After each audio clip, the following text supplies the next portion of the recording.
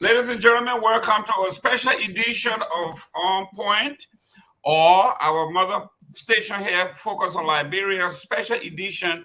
Today we are going to be covering issues in West Africa, specifically the country of Sierra Leone, the election that is going on in Sierra Leone that has huge implications on the west coast of Africa that could affect Liberia, Guinea, Sierra Leone, and then to some degree, the Ivory Coast.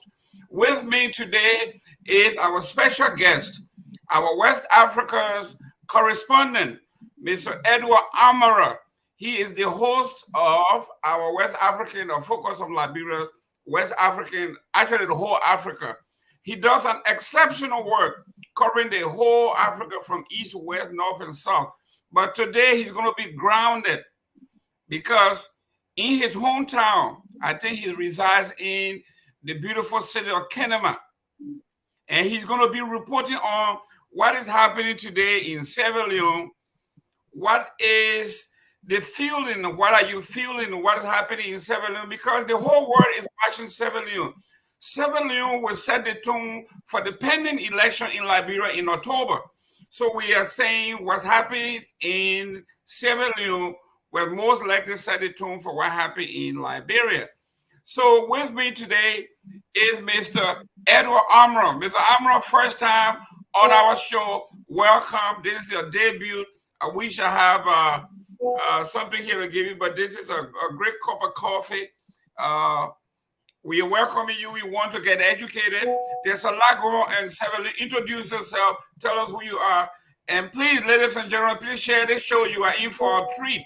Today, you are going to hear about politics, what we call, those of us who are sociologists, we say real politique, which is not just what you read in a book, the theory, but we're talking about the practical sense of politics, how the theory meets the practicum and the outcome.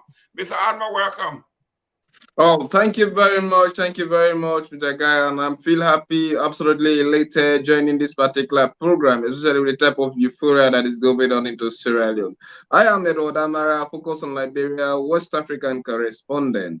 I have actually been on this show, I think, since 2019. And I have been covering issues in Africa, breaking news related to politics, economic, football, and whatsoever thing. But in today is an exceptional day into Sierra Leone. It's a D-Day. It's a day that most of us have been waiting for, especially for patriotic Sierra Leoneans who want to exercise their vote and make sure that an absolute and resounding decision is being taken. Maybe that we have to do with a feature in the next 5 years that is coming. So I feel happy, as I said initially, I'm absolutely elated to join this program and give you a thorough analysis of what is going on into Sierra Leone, the new frame of our political system, maybe dive into other issues. I feel happy and I am really ready to ensure that we have a vivid analysis of what is going on in this country. Beautiful, beautiful. Ladies and gentlemen, do us a favor, share this show, get involved. And if you have a Sierra Leonean friend, a relative out there who wants to get involved, this is the time to ask your questions. Send us your comment in the comment section. Let's get involved. Get educated as to how they do it in our sister country, Sierra Leone. Mr. Edward Amara, you have been doing this for a long time. You are an educator. You are a political scientist in your own right. You have a lot of experience covering the issues in life. I mean, in Sierra Leone, on the educational side, political side, now journalism, where you can now become a centrist, a neutral guy who is seeing this from a broader view than most of us do who are partisan. So let's talk about the politics in the Sierra Leonean sense. Give us a foundation on the main political party, the main players. Just set the table for us. I know this is going to be a buffet. Tell us who are the major players, the history of politics in Sierra Leone, and what we should be looking forward to. Thank you very much. I think the history of APC and SAPP in Sierra Leone is an absolutely interwoven one. All of them began as brothers. In fact, we never used to have an APC or SAPP, APC party into Sierra Leone. Rather, what we used to have is SAPP. You know, Sierra Leone was established in after the Black Poor. We actually sent it to Sierra Leone in 1847. So throughout then, we have what we call the Creole, the free captives, those who are the recaptives. The recaptives, we are people who are actually living from West Africa heading into Europe, but when they were being caught on the high seas, so they were brought back into the colony and they settled into what they called Freetown. And Sierra Leone became a crown colony on New Year Day 1808, and since then it has been governed by what they call a governor who was representing the king or queen into England, while Sierra Leone was definitely being, you only have what they call a prime minister representing the Sierra Leonean government. Or because we became independent in 1962, the party that we only have actually in the continent prior to independence was the SLPP, meaning the Socialist People Party. But because there was ideological differences in the manner of approaching towards independence, so the SLPP, most of the top guys of the APC, we are part and parcel of the SLPP. But because those who we are part of the SLPP believe in ideological, maybe memorandum of understanding, they are not radical. They had wanted to ensure that they achieve a peace and unity of freedom, of emancipation, or independence, as we want to call it today, in a kind of very peaceful manner. APC folks, those who are sympathizing, like CA Camaratella or others, including Siaka Stevens, never seem to sympathize with the idea. So while they went into London to sign this particular peace, most of those guys who saw that the SLPP was going through a kind of negotiating mentality for independence to be granted into Sierra Leone. So they left the soil of London, they came back into Sierra Leone. So when SLPP finally was given the green light for Sierra Leone to achieve an independence on the 27th April 1961, that was the time that APC already formed itself as a coalition on the ground. So when we talk about Sierra Leone, that is what it means, the Sierra Leone People's Party, SLPP. By then, it was only the Creole, the recaptives, just the way you have the Congos into Liberia, who used to lead Sierra Leone. So they were more like westernized people who are educated, who are not actually typical Sierra Leoneans, rather they were just an amalgamated tribe of people who were caught on the high seas, but they came from different parts of West Africa. And they were educated, they were westernized, and they live into a well-sophisticated society, unlike the indigenous or the native Sierra Leoneans who are living in the provinces, i.e. the north, in the east and the south of the country. So because those who are living in the north, the east and the south country, in the south of the country, which constitute now 16 districts, felt that they were being deprived, they were being eliminated. So what they did, they came together and formed a party that is known as the Sierra Leone People Party, that is SLPP. But towards the approach of independence, there was now ideological differences between the SFPP and the APC. So why a bulk of number, including the SFPP members who formed the SFPP and those who formed the APC went into London, it was upon on which manner the approach of independence should be made.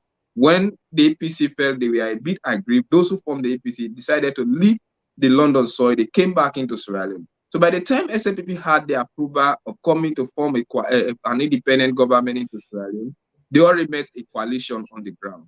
So SFPP was the main party. APC actually left the SFPP, and most of those members who are true members of the APC, we are also part and parcel of it. So they formed what they call the All People Congress, that is APC, and it became neutrality based.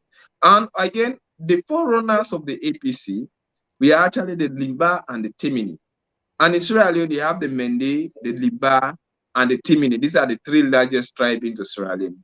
The 2015 census gave the Mende people, the 2015 census gave the Timini people to be the highest tribe into Sierra Leone, while the 2021 census, the meantime census, 2020 census gave the Sierra Leone, the Mende people as the highest tribe into Sierra Leone. So there was that ideological differences. So when they came in, the SLPP actually contested the election, being that they were already formed prior to independence and they were more popular, they won the election.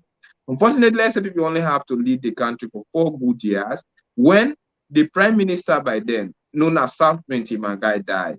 When he died into office, his brother, who was known as Sir Albert Mangai, who actually gave birth to Charles Mangai, who was one of the opposition leaders into Sierra Leone, was one of the few members who actually went against the SLPP mentality, because the SLPP was more ideological, more too much of negotiation instead of being radical into forming a coalition, into seeking for independence. So he formed what they call the PPP, the People National Party, and the NPP, National People's Party. So, but when his elder brother died, he decided now to rejoin the SLPP so that he can gain leadership of the party. So most of the Timini guys termed the SLPP as a many man's party. Because if we are not so, Charles actually departed from the SLPP to form what they call the NPP. But when his brother died into office, he rejoined the SLPP to claim the leadership. So those who were Timini and Limas also left the SLPP and formed the APC. And when they formed the APC, so there was that region and division and also tribal mentality. So the Mendes formed the SLPP and it was being termed as the National Party, while the APC was being formed by the Limba and the Timini, who are dominant into the north. So they call themselves like they call them not a party. And anybody who join them, they will relate you to be like somebody who's either a Limba or a Timini. So right now we will develop what we call a two-party system. We are in the north and in the western area of Freetown, we are actually APC. Then from the south and the east of Sierra Leone, which became the SLPP. So since then now we have that ideological differences. If you are from the north, even if you are not a sympathizer or an apologist of the APC, they will definitely tell you that you are an APC or you are an APCian. If you are in the east and the south, they will definitely term you that you are an SLPP party. Then in Freetown now, to conclude things, in Freetown, when they crew, we are left with no option rather than to support one of these parties who emanated from the provinces. So what they did, they decided now to join the APC because the APC is very close to them in terms of a geographical relationship. Because when you see the south and the east are far away from Freetown, and the north, which is very close to Freetown, the Creole decided to join the APC. So most of the Creoles are well-known and established APC politicians, and the Limbas and also the Timini are APC. But in short, most of the tribes who are actually based into the north associate themselves with the APC. And the south, you have the Mende, you have the Kisis, and you have other tribes actually supporters of the SLP. And even in our geographical location, in the north, there is the ground over there is not actually fertile. They have a kind of savanna land. So most of those people who are actually northerners, but they believe in agriculture, found themselves into the south and the east of Sierra Leone. But no matter what happened, they still continue to go. So there is that ideological differences, tribal and mentality. But the SLPP actually was given back forming to Sierra Leone in 1951, while the APC came into power in 1956. All of them we are actually once together as political parties. Excellent. Now, the name Sierra Leone People's Party strikes me uh, for those of us who have experienced tribal politics and the violence that go along. I think it's like in the United States, if you call yourself an American in a debate, you are basically telling the other guy he is not an American.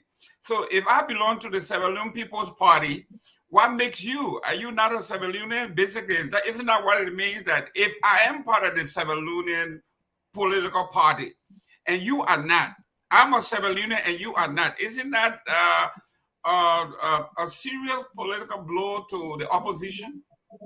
Well, you may tell me too, but in fact, the oppositions, those who form the SLPP, the APC, we are once part and parcel of the SLPP. But I said initially, SLPP was formed for the people living in the provinces, in the 12 districts, but they only have 12 districts into Sierra Leone. Yeah.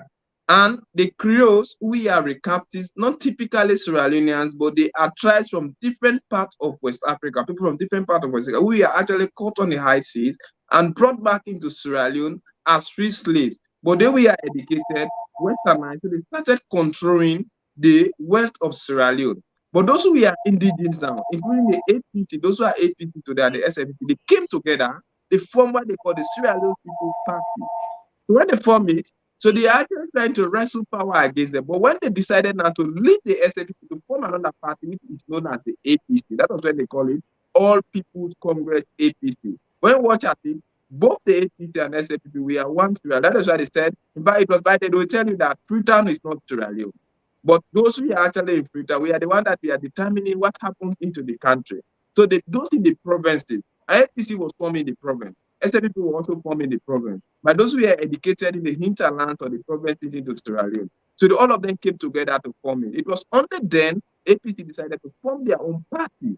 That was when it's in an APC, All People's Congress. But when you see the Sierra Leone People Party, they speak about the entire Sierra Leonean because it was formed for those who are based in the province, or people, or the indigenous of Sierra Leone. That was exactly what they were formed of. Unfortunately, when that division was created, if you want to see SFP, that is Sierra Leone People Party, APC, All People's Congress. So they can even come with political propaganda. If you say Sierra Leone People's Party, they will tell you that hey, it is a Mendeman party because from one Mendeman to another Mendeman, that is why they will come. So they come with tribal mentality to ensure that they also fit into the system. Great. Now let's go to the Elections Commission. That's the enchilada. That's the big one here. Let's look at the composition of the Elections Commission. Who are those that? How is this commission formed? Who are those on there? Are the political appointees? And so, once you describe that, let's go to the number of registered voters in the country, the amount of political candidates, and all of those things. So, what is this Elections Commission? Why is the composition, and who does the appointing? Well, according to the Constitution of Sierra Leone, because Sierra Leone have what we call a unitary presidential system of government, and the president has the absolute power. We have our legislative branch, which is responsible to make laws, and we have the judiciary, interpret the laws and punish the lawbreakers, and we have the executive, who implement the laws. That is why they make policies and also they implement the law. So these three bodies are also actually found. So we have the members of the first estate now, that is the media, but it has not been yet constituted as a branch of government. But arguably, the members of the fourth estate of the media should also be another branch. So actually, the president actually appoints the chairman of the ESL, the Electoral Commission of Sierra Leone. The president appoints him. But upon his assumption of office, he actually becomes independent. And he does not take any direct directive from the president. However, he's been paid and his membership have been paid from consolidated fund, but they do not take any order from Mr. President. When it comes to the appointment, Mr. President appoints him and he has to be scrutinized into parliament. And when he's scrutinized into parliament, because the parliament there is the well with our lawmakers. So when they scrutinize him, if he's found satisfactory to run the government, that was when the Speaker of the House assent, and that particular thing will be taken to the president, and the president will give the final approval. That is one. So when it comes to the commission, it's a very it's an interwoven system. But because we are tribally divided, then with a lot of sentiment based on our past history, the commissioner that is the head of the Sierra Leone, the head of NEC, is actually from the east. That is in Kenimaya. He's a Mende man. Then you have also 5 different commissioners. One will be coming from the south, because we are divided by region here. We have the northern region, or the northern province, the eastern province. We have the southern province, and we also have the western area. So all of those things, you have one who is a Mende man, you have one who is a Timini, you have one who is a Limba, you have one who is a Fula, then you have another one who is a Creole. And if you observe our tribes, we are also divided and also interwoven. There are certain tribes who are Mende related, certain tribes who are Timini related, certain tribes who are Limba related. So they will constitute it. So they ensure that for each region, the most popular tribe over there has a representative or representation on the ESL, that is the Electoral Commission or the Electoral Commission of Sierra Leone.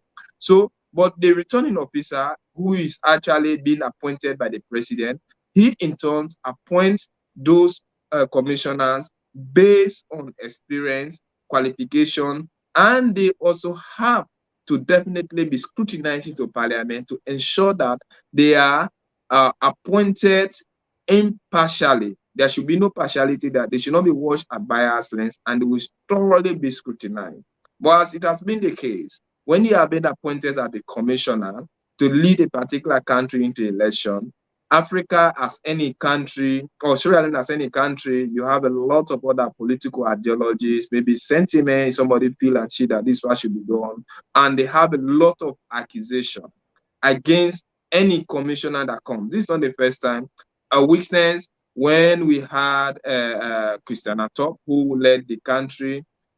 We have another accusation, even the one that actually Ernest Bai Krumah appointed, that is what the then APC government even saw them going against their own appointed commissioners. So commissioners normally are very tough. They are not easily moved. They are unpatched. They must have the ability, because they know the type of ideology that they are going to take. So that is how he is being appointed. And normally they are appointed for one term, that is 5 years, but they still have the right to be reappointed. They have the opportunity, provided they are being reappointed by the president and approved by the parliament. Sometimes you can serve for 2 times, sometimes you can serve for 1 term. But immediately you are appointed by Mr. President, you become independent and you are being paid from consolidated fund. And Mr. President does not have right to dictate to you what happens into your office. That is why anything that happens, they lead them. And in the time of recruitment process, they allowed NEC to do their own recruitment. That is why they actually announce the result, and the government of the day does not interfere or interject into anything that NEC does. What they do, if they have NEC and NEC investigative, they are supported by the police and other people. Excellent, excellent. Now we have seen partially what proportional representation is in Sierra Leone, unlike Liberia. The elections commissioner is supposed to be balanced geographically. In Liberia, none of that is the case. Now, with that being the case, how many political parties there are in Sierra Leone? I know in Liberia we have about 30. How many political parties in Liberia? How many are the real serious ones? I know you mentioned 2, the 2 top ones, but how many political parties are there, and how many registered voters do you have? Well, we have, let me start from the rear. We have about the registered, we have around 8.4 million people in Sierra Leone, but the registered voters are 3,340,258 Sierra Leoneans who actually registered. 3,374,000, 258 people who actually registered out of the 8.4 million people that we have. 3,374,258 registered voters according to NEC published list, and those who registered to vote, who are actually 18 and above. excuse me, you are telling me that out of 8 million folks, only 3 million qualify to vote.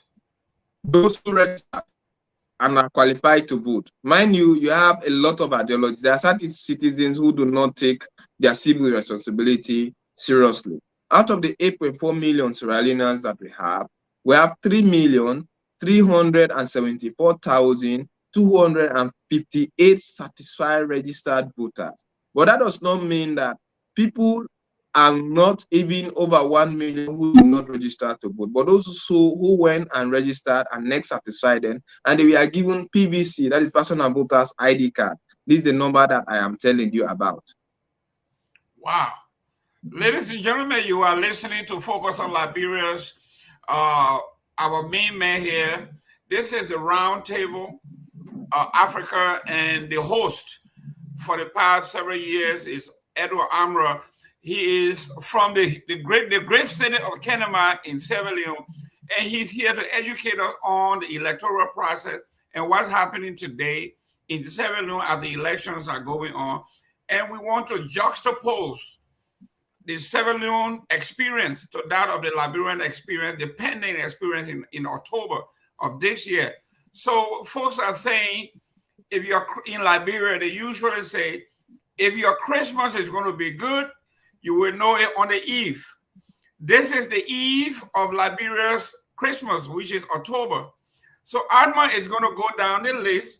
We're going to discuss those issues after we have exhausted our agenda. Then we are going to go into current event, what's happening today in Sierra Leone. We heard there were some issues yesterday and it's now under control. We're going to delve into that. He has the expertise. He knows what's going on. If he has video clip, he will play. If not, he will describe vividly what's happening. Hopefully, he has cast his vote already because that's his civic duty. He has to do that. There you go. He has done that. And I won't ask him who he voted for because that's his private business. I will ask him after the election, not today, but after the election. So let's talk about the political parties. I know in Liberia, a small country, we got 30 so far. In a larger country, I mean, population-wise, as Sierra Leone, 8 million, how many political parties do you have? Well, I can tell you before this time, I will tell you that we have 4 serious political parties, but the most serious one are 2. Arguably, we have over 13 registered political parties who want to contest for the presidential election. But out of them, we have seen coalitions being formed. Former enemies are now friends, why friends are now enemies. That's how the system. That is why they said in politics there is no permanent enemy, but what they have is permanent interest. And coming towards that, I think there was let me just try to finish it. There was an increase in this particular year voter registration by 195,595 people actually added to the vote.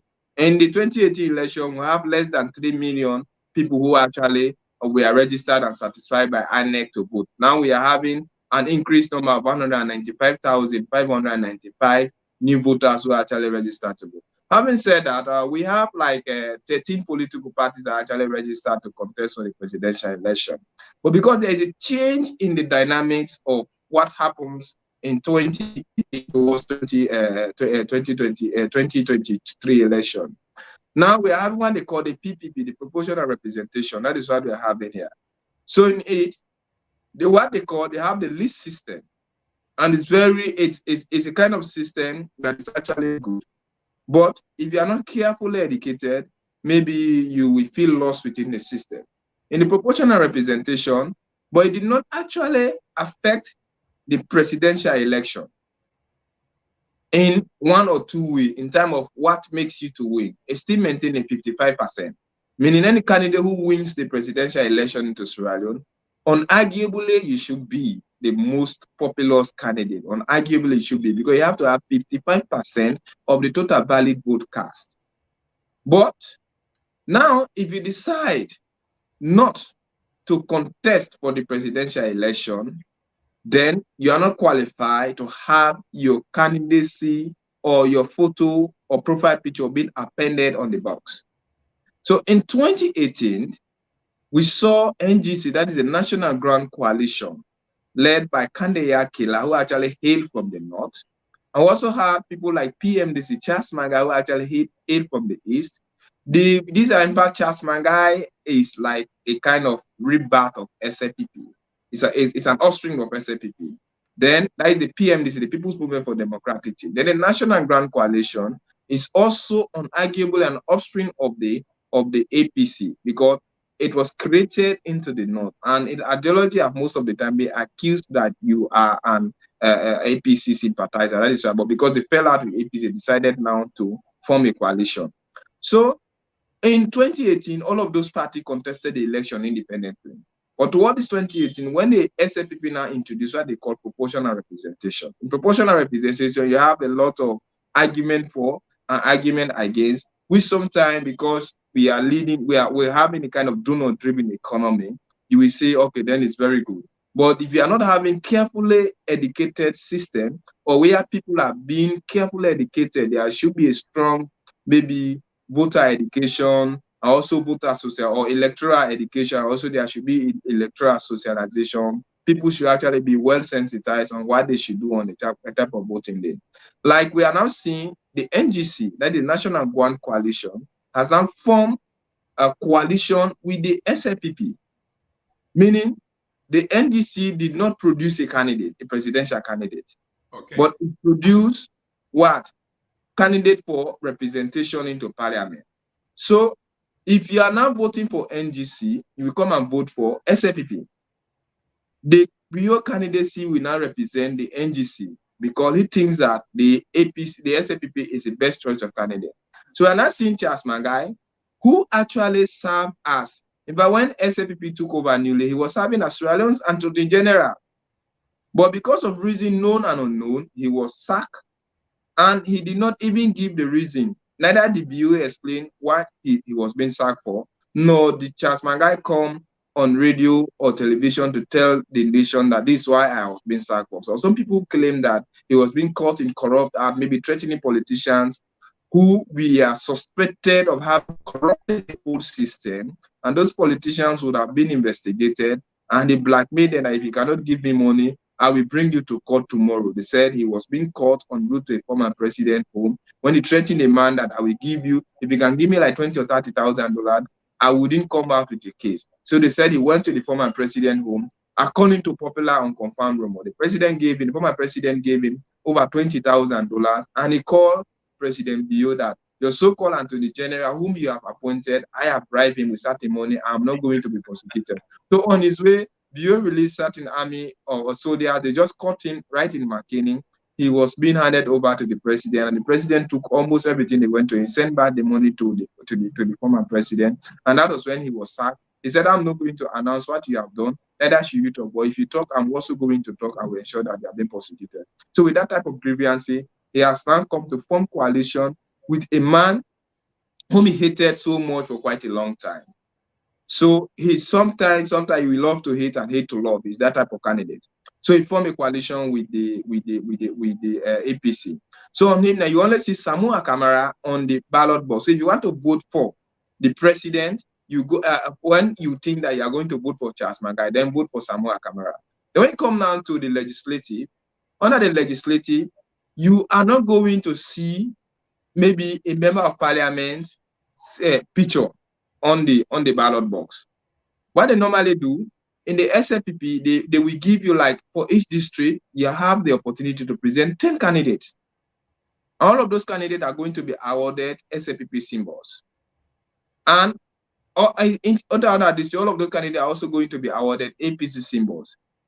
And if you have 20 political parties who register to contest for the parliamentary election, you're all going to give them 2020 symbols. So they will have their candidate, but they will place their list on order of importance, just like a scale of preference. You have 1, 2, 3, 4, 5, 6 until the 20. So for you to actually win a seat into the current election, you have to have 11.9% of the total valid vote cast into a constituency. So if you watch at one constituency, SFPP has presented 20 candidates. The APC has presented 20 candidates. NGC, even NGC now, who are not voting for, who they are not going to vote for the president, they have member of parliament, because that is quite different. So in a situation now where SFPP win 11.9% into a particular constituency, automatically the first person on the SFPP presented list is the member of parliament elect. So if NGC win 11.9% of the total valid go cast into that same constituency, meaning it is the NGC first candidate that has been elected.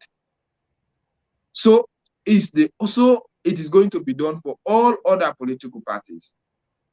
Then, if the SFPP can manage to win 11.9% in all the constituencies into a particular district, it means all of those candidates will have been elected by the SFPP. That is one. But in this situation now, if I am a poor guy, but I am the most popular candidate, I will come as an independent person. Then let's assume that because before this time, if they deprive you a symbol, you don't have the right to vote. But now I can have my money. If I register, I know that I'm the most popular candidate, I will go. So if people come and vote for me, then they see that I, as an independent candidate, have 11.9% of the total vote. I may not even spend a lot. I will still be declared the winner because it's the percentage. So an independent candidate who does not have money, where is the most popular party, you can easily be elected based on the proportional representation because it is not party now, individual. So in this, the advantage is that SFPP to have enough candidates. For people who are independent, who do not have political backing, do not even have the money, they will deprive the symbol, can still become member of parliament or House of Representatives because they are popular and people are going to vote them. What next is watching us? Only 11.9% of the total valid vote cast into a particular constituency. That is one. Everybody has now the opportunity to become a member of parliament or ward representative, what they call their councillors. Then another advantage of the system is that, like assume that SFPP candidate who has been elected as member of parliament or APC or NGC or PMDC, whatsoever thing, dies in office. Before this time, the previous system, we see conduct by election. And by election is full of violence. The only one will be contesting election, and the talks around will come to create tension. No more by election. The candidate who gained the second highest vote into that particular constituency will automatically be declared the winner because it is based on proportional representation. The man who was the most popular person is dead. So the second person will come and watch at the list. Who was the second person that had the most popular vote? So it could be like SFPP had the most popular vote at 11.9%. But the candidate that was elected to parliament now died. But when you come down to check now, the second most popular candidate did not actually come from the SFPP. He actually was an NGC member. Maybe he could have 10.something%. So automatically he will become the leader. So the expenditure on conducting by-election will be done. Nothing like that will be eliminated. And it will be easy for people to know that this was the people's choice because he actually had the most popular vote among those that contested for the election. So one of the advantages could be like anybody has the right now to become a member of parliament or a councillor, even when you do not have the financial backing, as long as you have the money that will qualify your registration to be declared a candidate into the election. But if party dominate a particular region, they can take all the seats from you guys. And if they have also the ability to be the second highest people that actually gain the vote, they can take almost everything. So the possibility for one party dominating the entire parliament is so high.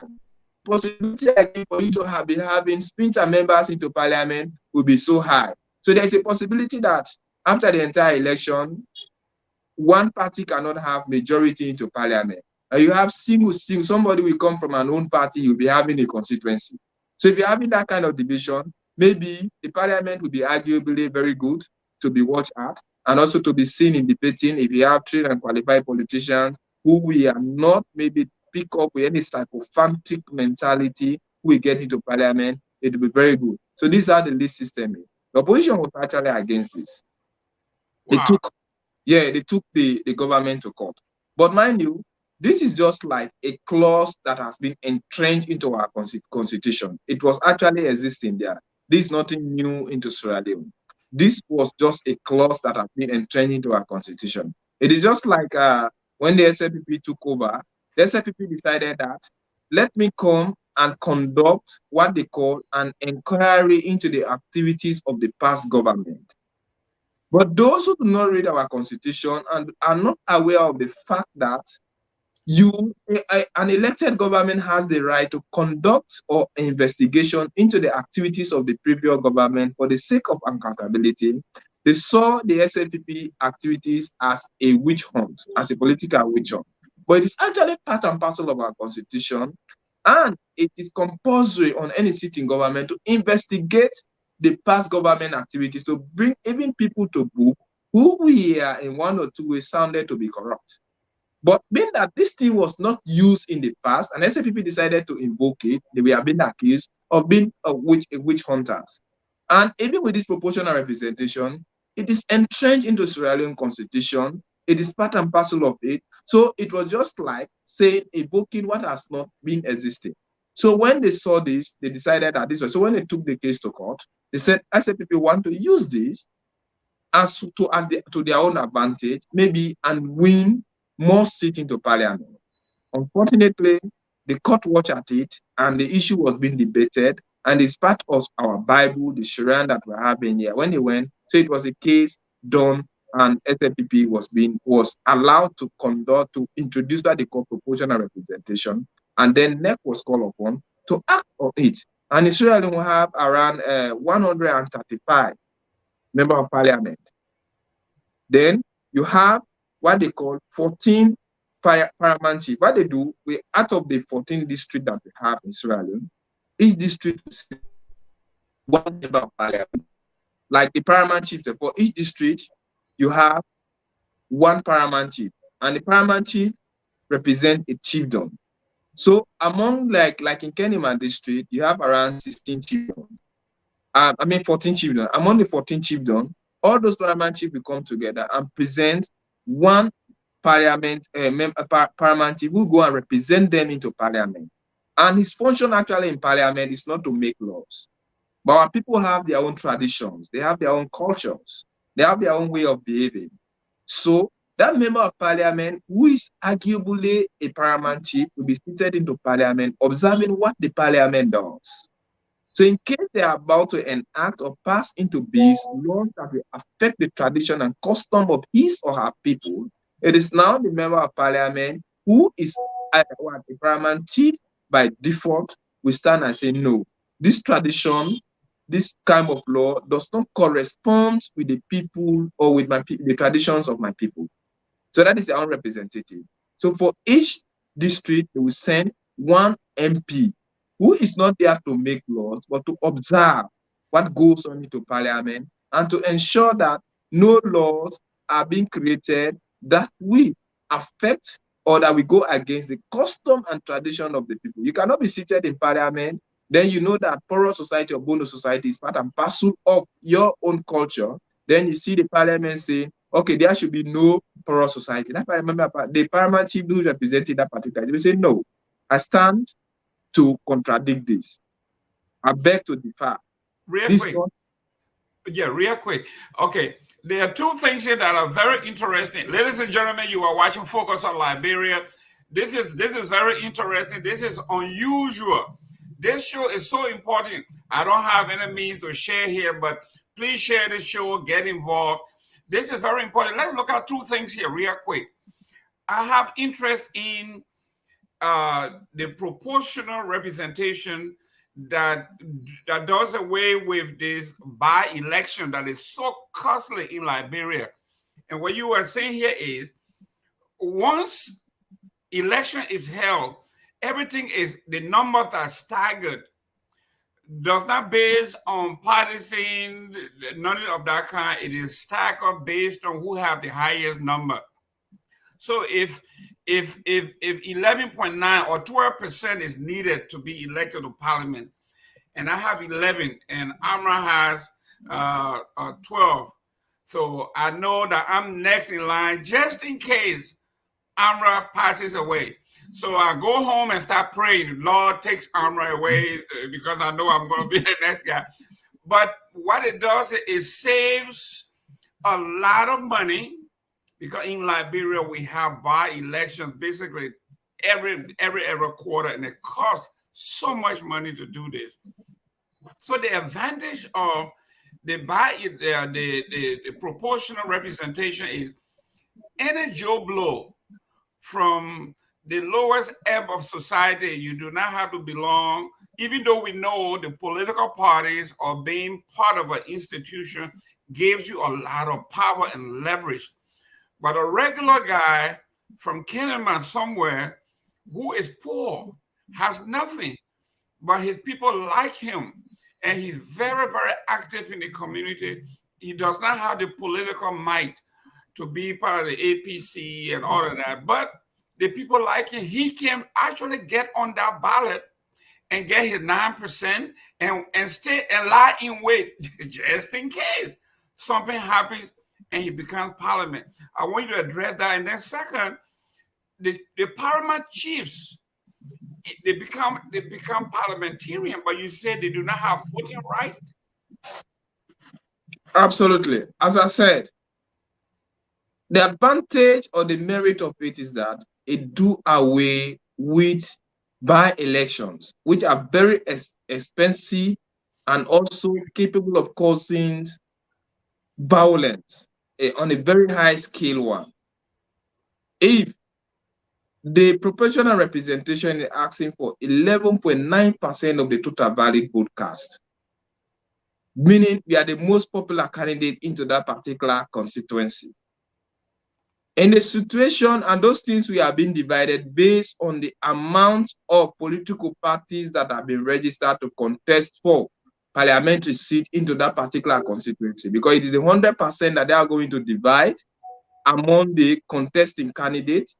Then based on the number, we know that then this could actually be the highest number to be qualified a parliament or a parliamentary elect or a parliamentarian elect.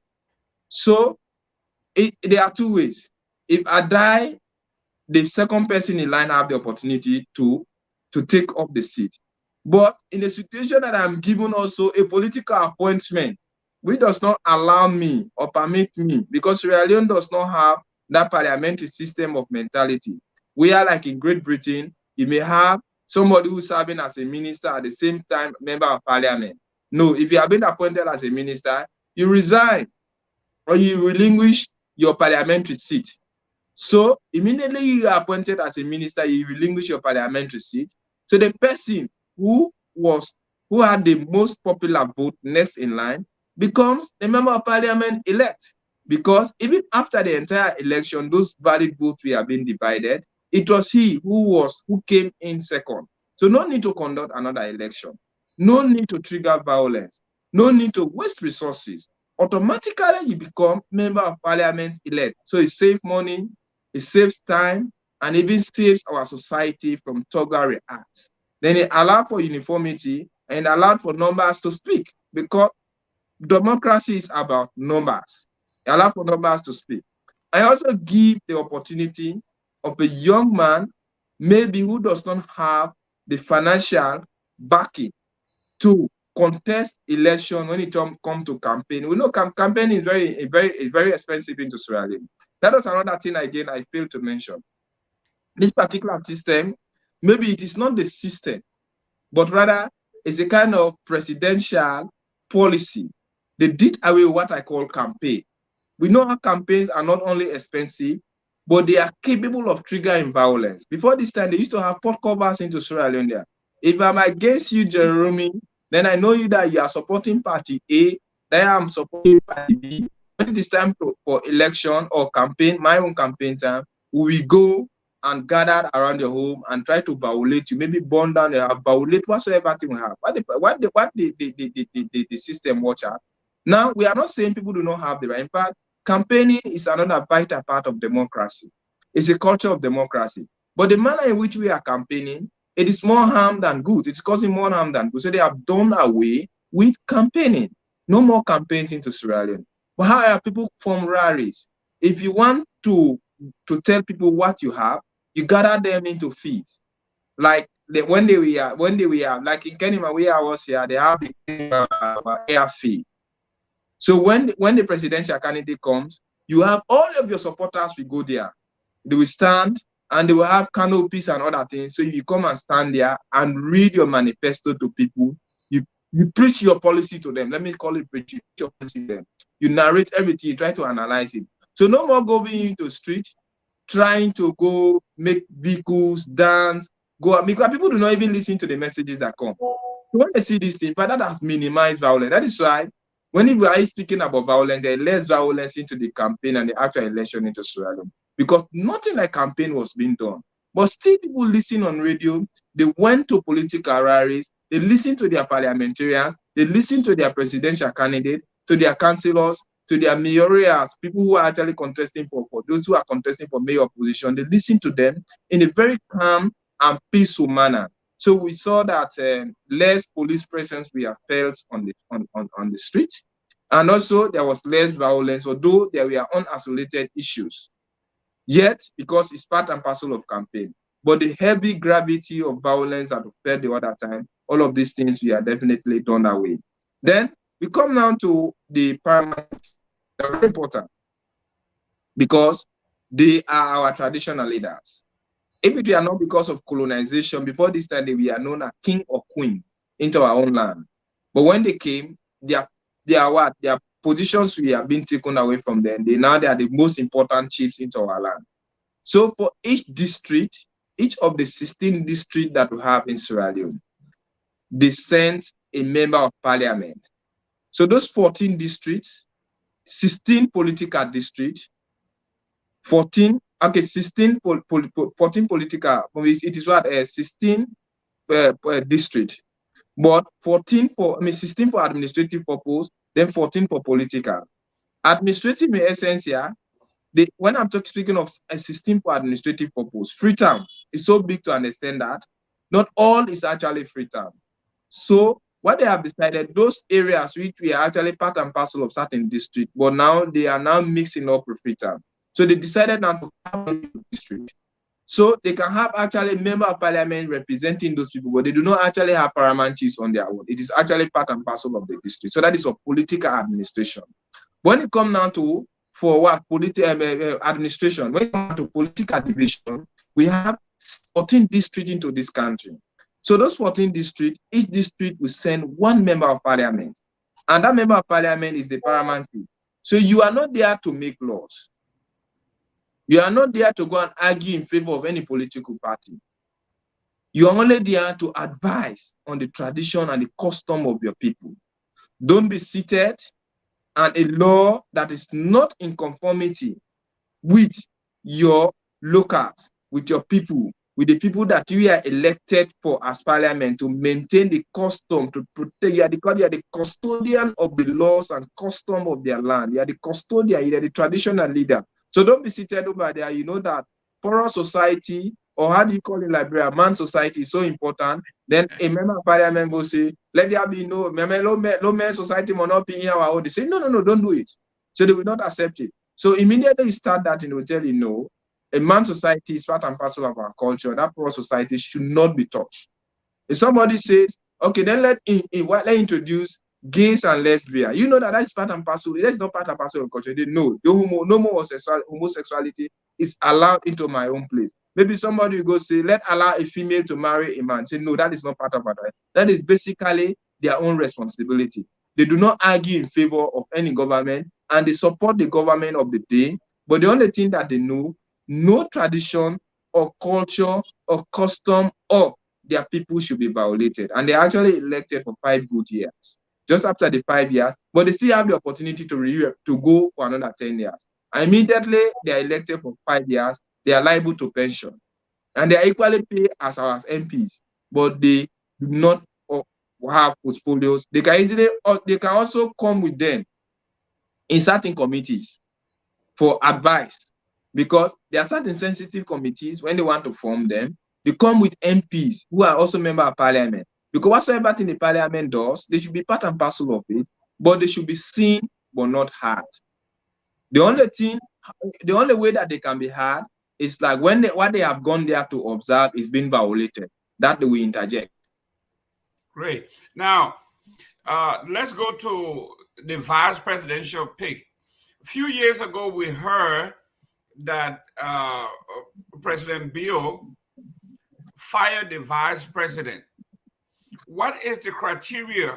What's the arrangement with the vice presidential pick in Sierra Leone? Is it possible? Was this just rumor that we were hearing? Because you don't believe everything. You don't believe everything you read, so we want to hear it from you as an expert or somebody's on the ground. What's the arrangement? Maybe just a quick one. It was not Bill that fired his vice president. It was Anes Kuruman, the former president. Okay. He was the one that fired his vice president. Well, it's common. In the first place, for you to be qualified as a presidential candidate, you must present your running mate. And you and the running mate are elected on the same ticket. Meaning, you do not have the right to fire your running mate because you and him, we are elected on the same ticket. And it was the running mate that completed your candidacy. Without a running mate, you wouldn't have been qualified to run as a presidential candidate. Because it is only when you present a running mate with the same qualification as you are, that is when you are going to be qualified to run for the presidency position. However, if the running mate does something wrong that violates the constitution, it can be taken to parliament when the parliament observe it, and when it is constitutional, the president will now have the mandate to fire his vice president. As long as it is just like impeachment. The president can also be impeached. It violates certain clauses of the constitution that is declared unconstitutional, having been proven in parliament and also sanctioned by the judiciary, you can definitely be fired. Or maybe the one that was done in a kind of kangaroo manner, which the running made by then, Chief Alhaji Samsuman and Fela agreed. He took the case to parliament, to ECOWAS court, and he was given right. Still, he was sent it to Sierra Leone, and they asked Anders by Kuruman to reinstate his running mate. He refused. But politics in Africa is a matter of the type of democratic pattern, especially the culture of certain democracy. But you do not actually have the right to fire your running mate without any due cause. So it was absolutely wrong for him to fire his running mate when he did not violate any constitution, because they are all elected on the same ticket. But what also happened because like decentralization into Sierra Leone, where you have district chairperson who actually are the first gentlemen into the district. They have to call it local government. But you have decentralization, but you do not have devolution into Sierra Leone. When we decentralize, they give power, but they do not share power. And the existence or the livelihood of the decentralized government is based on the support from the central government. It is like government at grassroots level. If you have a councillor arguably should be like a parliamentarian. If you have the chairman there, the chairman could be like the speaker of the house over there. So what they do, they enact local laws, bylaws. Maybe a chairman of the district will just wake up today and tell you that today let there be general cleaning to Kenema City. That does not reflect the entire Sierra Leone, but it's only based for Kenema City. So that is why they do. But all their fundings are actually coming from above. But in the situation, that chairman is actually elected for 5 good years, popularly elected by the people. But the central government supersedes you. They override whatsoever thing that you do in a situation of controversy. So if the chairman elected does anything that is wrong, the president has the power to even sanction your movement and do whatsoever to reappoint under controversy circumstances. But the running mate, Mr. President, does not have the right to fire him, except he violates certain constitution. And maybe he used one of the things he said that, like, in Sierra Leone, maybe it is not like constitutional. But under ideal situation, you cannot have 2 Muslims ruling. The vice president is a Muslim, the president is a Muslim. You won't have one who is a Christian the other one who is a Muslim, to ensure that there is that kind of religious tolerance. But according to him, he said the vice president lied to him that he's a Muslim. In actual fact, he was not a Muslim, but he's a Christian. But that was not actually enough to fire him. That was not enough to fire him. So there was that political division. But that is why politics, I normally say, you do not have permanent enemies, you have permanent interests. Today, he, the same vice president, Chief Sumana, who was fired, is now supporting the APC again. He formed coalition with him.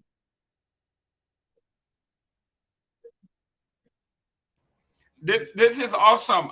Ladies and gentlemen, welcome to Focus on Liberia's preeminent African, West African correspondent, Edward Amara, stationed in Kenema, Sierra Leone, and he's here to educate us today on the Sierra Leonean system, the election which we're going to go to.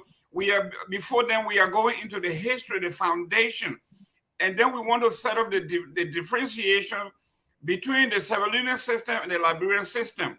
If you are just joining us, we touched on several issues. I mean, a couple of years back, you heard these controversial issues of the president firing the vice president. He clarified that. One of the things that he talked about is that in Liberia, we do have this by-election system that we all know drain our coffers. They don't have that in Sierra Leone. Sierra Leone, they have a proportional representation. That means everybody on the ballot, you need 11.9 or 12% of the electoral votes to be qualified into parliament. But if you didn't get it 12% or 11.9% and you had 10% or 11%, you will be like on the soccer field. You are on the bench. You are a substitute waiting for the number 9 to break his leg or get injured, and then when he gets off the field, they bring you in. Basically, that's what it is. What it does, the advantage of that is that it saves a lot of money. We do not have to go into by-election and start all over spending millions of dollars. All we have to do is our number 9, the striker, is hurt. We bring the second guy in, and he fits right in at no cost to the taxpayers. That is great. That is the difference. Another thing that they do that we don't do in Liberia is parliament chiefs, proportionally and regionally, are automatically members of parliament, even though they may not have the electoral voting right, but they have power to strike, to make suggestions, to remind, to advise. Obviously, it is based on advice and consent. They can object, they can advise, but parliament still have the final say so. But yes, parliament chiefs are actually in parliament. They enjoy all the privileges. They get paid the same. They just don't vote. Those are something new. Now let's go to term limits. Let's look at the years that these people are elected for. I know they're very similar to Liberia. We have the executive, we have the judiciary, and then we have the legislative branches of government. What are the term limits? How many years? How does it work in Sierra Leone? Sierra Leone is simple, 5 good years. Before this time, you have the councillors who were elected for 4 years. Then district chairperson were elected for 4 years. But now everything is now 5 years. Like we are having 2023 elections, and this particular term of office will definitely expire in 2028. Except in the situation where you have somebody who's been impeached, and automatically, thank God, our system have done away with by-elections, and somebody else will come. So the president is actually being elected for 5 good years, and the term limit of the president is only 2 terms. But the member of parliament has the right to contest election, and he can even go for 10 or 15 terms in office, as long as he's doing his job. But the president only have 2 terms of office, and each term is for 5 years. So you can only lead your country as a presidential candidate for 10 years, after which you do not have the constitutional mandate to contest another election. You can only serve as a statesman. Excellent. Now, educate us on things that you think. What I know you follow Liberia, well, you follow West African elections, politics, forms of government. What are the differences beside those that I've just mentioned? uh, Liberia, and Sierra Leone. How do we qualify to vote? How does it work? Do you have to be a citizen of Sierra Leone? How do we prove citizenship? Last week, 2 weeks ago, we saw claims from I think what the opposition saying Bill is bringing in trucks and buses load of Liberians across the border into Sierra Leone. They were dressed in their green and they were cheering and chanting and they were ready to vote for a bill. And the opposition say he is trucking. So educate us on who are Sierra Leoneans who are qualified to vote and how does it work? Well, that's a very important one. In Sierra Leone, it's very common. In the first place, let me just give you some. We have 16 districts, 3.4 million people registered. We have two presidential candidates to vote. You should be 18 years old. The number of police stations that we have is 11,800. Then we have our population is around 8.4 million people. Then we have 135 parliamentary seats that people are contesting for. And we also have 14 paramountship into parliament. So at the end of the day, we are expecting to have around 149 parliamentarians, but only 135 who have the voting right. Simple now. If you come to having what? For you to be eligible to vote into Sierra Leone, first, you have to be a citizen. And how do we qualify somebody to be a citizen in Sierra Leone? We believe in paternity, that your father should be a Sierra Leonean under normal circumstances. Your dad should be a Sierra Leonean. Or your people should be people who hail from Sierra Leone, Sierra Leonean descent. It doesn't necessarily mean that you have to grow up in the Sierra Leone. If I grew up in Ghana, but my dad is a Sierra Leonean, I have the right to vote here, to register and vote. You should be a Sierra Leonean by descent. That means your parents should be Sierra Leoneans. Then we do not believe in maternal lineage. If you say your mother is a Sierra Leonean, your father is a Guinean, automatically it will tell you that you are definitely not a Sierra Leonean. But when it comes to who votes and who does not vote, you can only be investigated to things like that if you decided to hide the power. As long as you are not hiding the power, nobody cares. But when you see most of this investigation are being done, it is like somebody will tell you, this man's mother is a Sierra Leonean, but his father is a Liberian. It is because he had decided to hide certain key position into the country. So we are seeing, it is very common anyway, like any other area. I have seen a lot of Liberians who vote into Sierra Leone. I have been seeing a lot of Liberians who vote into Sierra Leoneans who vote into Liberia. If you check into the Kailan part, a lot of Guineans who are actually voting here. So our voting pattern is very simple. And maybe there are also Sierra Leoneans who have dual citizenship. They are permitted by law. Nobody says somebody who owns a Sierra Leonean citizenship and who owns also a British citizenship does not have the right to vote.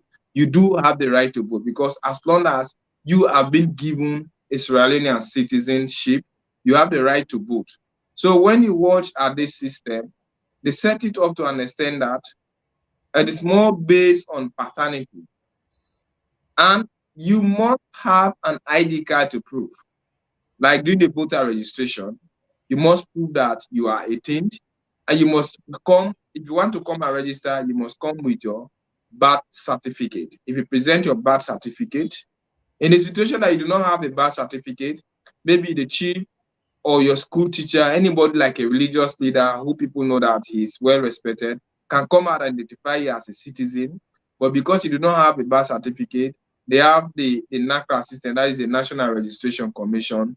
You get there, they'll have to give you paper and ask you to produce an affidavit, which can actually be signed. All of those systems are through protocol, but definitely you can have your right to vote. So these are just the basic things that they have said. But you can only see the mentality. Before this time, in fact, there was struggle for dual citizenship.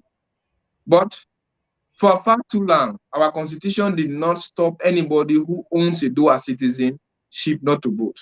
They can even contest for elections. That is why you are seeing people here who are of Lebanese descent. They are also voting. Then, if you are being given birth into Sierra Leone, your dad came here, and we are having people who are Lebanese. They're actually voting. They are from Lebanon.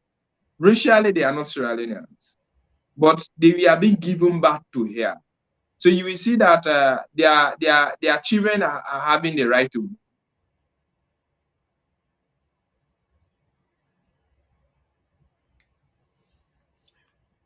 Ladies and gentlemen, welcome to Focus on Liberia's, West Africa's,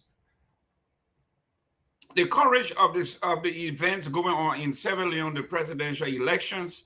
It is very crucial, and we have been following on the international wire what is transpiring in Sierra Leone. And we have Edward Amara here. He's having issues with the internet as usual. But we want to also make sure that we learn a lot from what's happening in Sierra Leone. Hopefully, this is a pretext to what's happening, what will happen to us in Liberia, what was happening to us this come October. We heard yesterday and day before issues that were happening in Sierra Leone around the border. We had issue with violence. We heard there was some death. Mr. Admiral, when he gets back on, when his set comes back on, he will educate us on this.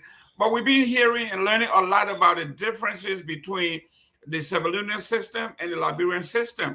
They actually had chiefs, parliament chiefs, that are actually member of parliament. I see one time, maybe a year or several years ago, Chief Zanzan Kawa have made a suggestion to the former president Ellen Johnson Sirleaf that he wanted a seat in parliament. He wanted to be a cabinet minister. So now we are seeing where that idea came from. He wanted to actually copy what was happening in Sierra Leone, that certain statuses within our chiefdom should be fully represented in parliament and should be accorded due respect, and the benefits that goes along with that, all the corresponding benefits, pay and everything else, with the exception of actually casting a vote. And that, for some reason, is not part of our system, and it was denied. He also talked about proportional representation that did away with the by-election system here. By-elections that we know in Liberia is very, very costly. So what they have done to alleviate that and save the taxpayer money, they have done the proportional, they staggered the results. That means you need 11.9 or 12% of the vote to be in parliament. But if I am a seditious and I had 12% or 11.9%, and the gentleman from UP or ANC had 10%, he is like on the bench. If something happens to me, once I'm out of the way, the guy with the second highest number, irrespective of party representation, you are next in line. There's no need for by-election. You become the next parliamentarian. So that is a system that is different from us. It makes a lot of sense, but there are a lot of drawbacks too, and we'll look at that. Mr. Amra, welcome back. Now let's touch on, you were finishing off, but let's touch on the voting system that you have. In Liberia, we have done it the old way. This is the first time we're going to have a biometric system. I heard in Sierra Leone you are also doing the biometric system or something new.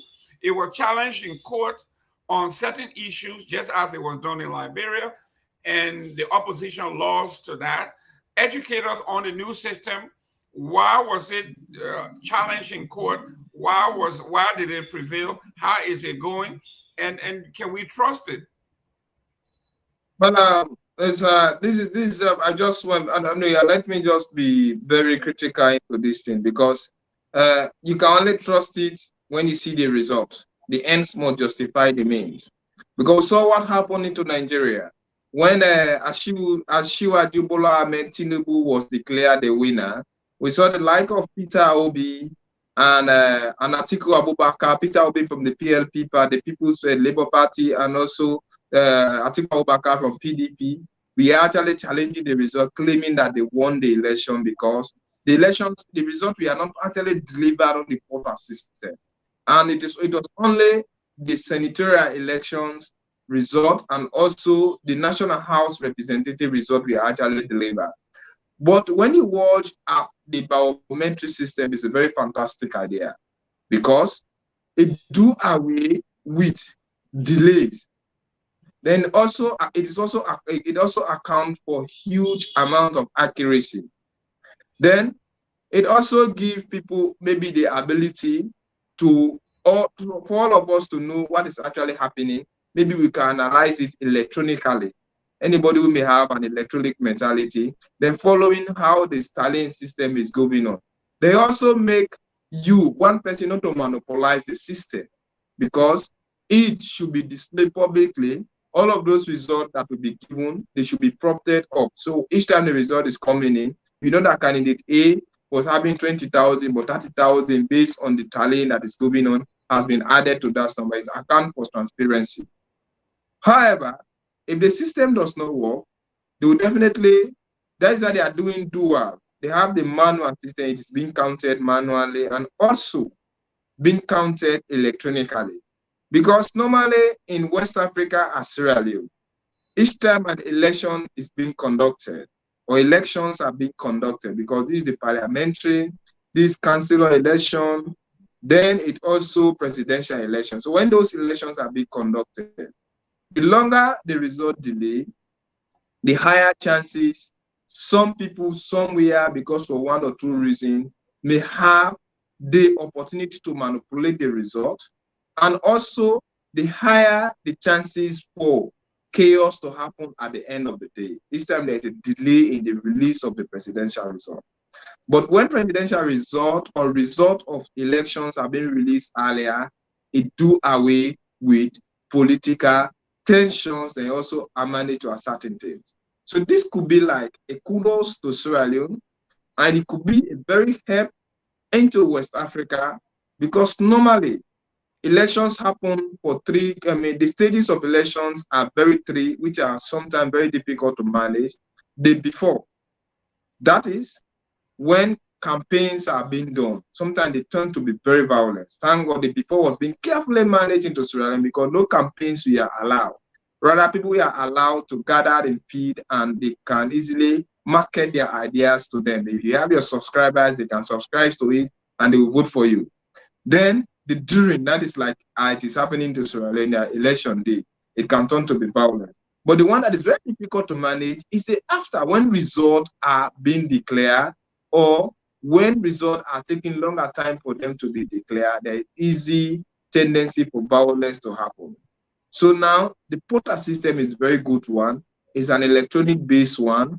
And maybe if people who are from Liberia are here, I believe they are with the ESL, like the Sierra Leone Electoral Commission. They are all following the system, and they will also have the ability to maybe listen to certain things and take away pieces of information that can actually help the Sierra Leonean system. It's a very new portal system that they are about to deliver.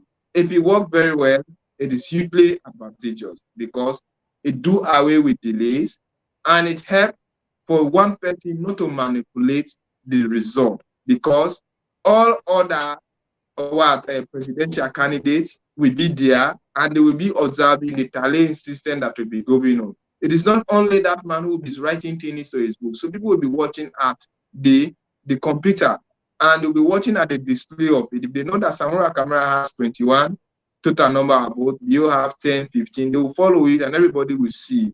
By the time the results are being tallied and uploaded on the portal system, everybody will know who wins the election. Wow. Ladies and gentlemen, welcome to Focus on Liberia. We'll take a quick break and we'll come back and go into actual happy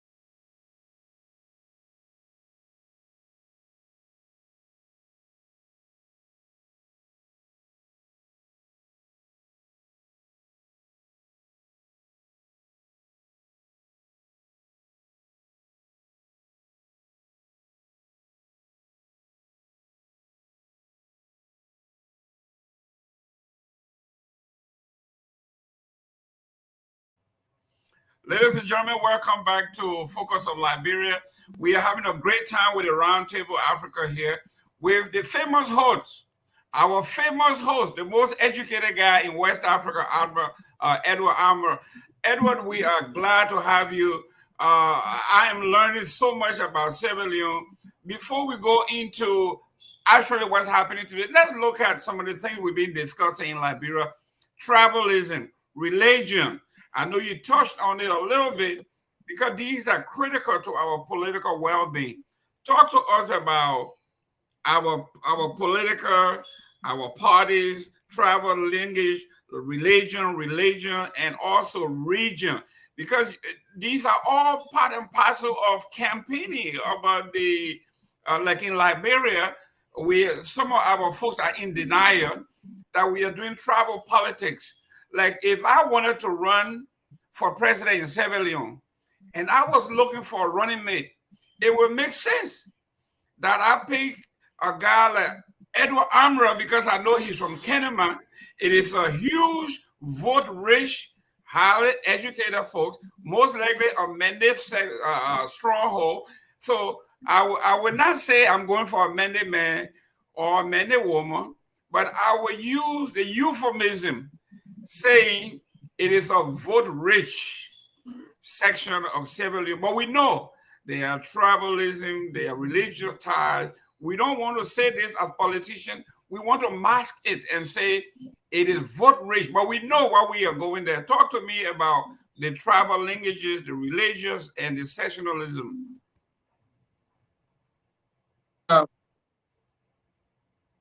This is the problem about Africa, and Sierra Leone is definitely no exception. From our independence, we were created by section. Like I said initially, sectionalism is very high into Sierra Leone. Those from the north see themselves as northerners instead of Sierra Leoneans. Those from the south and the east see themselves as southerners, but they can easily cohabitate and tolerate themselves with those coming from the south and the east. Reason being, the Mendes are found into the south and the east with other tribes, but the Mendes are the dominant tribe into the south and the east. So it is very, very, very, very easy for them to cohabitate and tolerate themselves.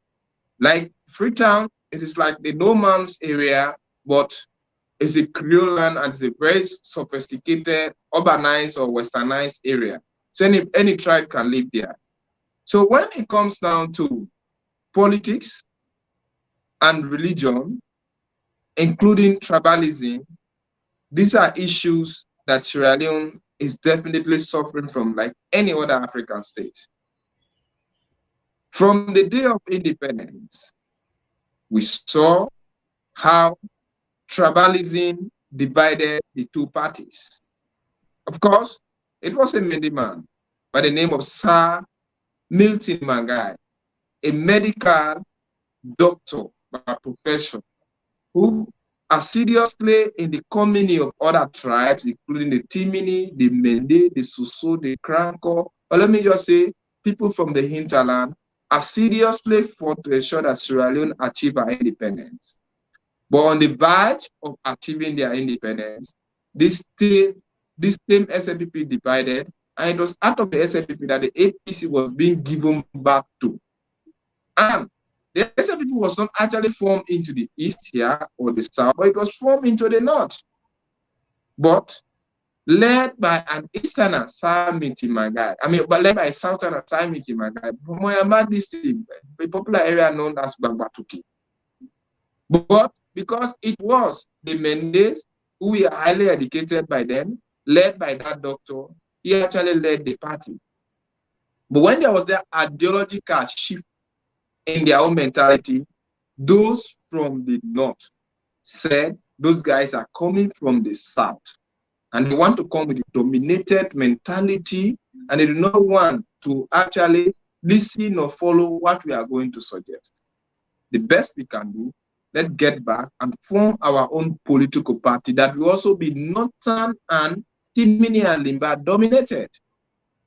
So as the Mende guys, they are leaving from London, coming with the independent declaration, they met another political party being formed into the same north, but with different tribal infestation, Timini and Liba.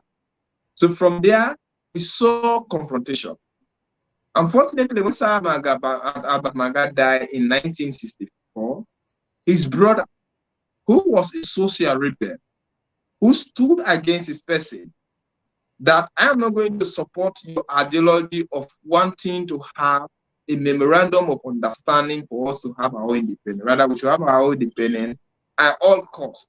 He decided now to join the SPP again and also lead the party. The few Northerners, we are Timini, Libas, Yalonka, Loko, Soso, called them Fulas. They decided now, then let us quit this party because it is like a Mende man's party. They left the party and formed the APC. So since then, Sierra Leone is like a two-party state. Those from the north regard themselves as APCians, and those from the south and the east regard themselves as SLPP. So that is the political party division. But when we come to tribalism, it's not fell into our own politics. Tribalism is not taking here high. Nobody cares the type of tribe that you are coming from. It's only, our politics is only associated with tribalism when it comes to the vice president and the president-elect. Because nobody wants to be seen as, it is only one religious group that is leading the country. So normally there is that advocacy that the president should either be a Muslim or a Christian, and the vice can be a Christian depending on what religion the president is. But it is not sacrosanct, it is not conventional, it is not compulsory. However, ideally, that is how the society should be organized. But religion is not seen as very high here in terms of our political affairs. We have intermarriages or other things. And Sierra Leone is very, very religious tolerance. But sectionalism or geographical segmentation is very high into our politics. And at the same time, tribalism is so high, but religion is less felt and seen, except for technical purposes, like what they did with the former vice president, Chief Alhaji Sam Sumana. And by religion, Sierra Leone is dominated by Muslims. But there is nothing so strong. There is no strong religious mentality. That one is, but nobody cares the type of religion you have. Great. Ladies and gentlemen, we are talking to Mr. Edward Amara, our West African correspondent in Sierra Leone, and we've been educated on issues in Sierra Leone, the similarity, dissimilarity. We are going to go into the last part of this. Then we're going to go take a short break and then come back and then go into current event as the election unfolds in Sierra Leone, when the poll closes, who is in the lead, who's supposed to win, and how. Mr. Amra, before we go to let's do the last segment before we go into current event. Now, let's look at the economy. Politicians love to make promises, some so outrageous that it becomes comical. For instance, in Liberia, the former vice president, who is now contesting to be president for the next 6 years, he says from 1822, from the foundations of the nation, we have had only 600, 700 kilometers of roads. He said when he comes to power, within the first 90 days, he's going to connect the entire country. He's going to do all the roads in the nation.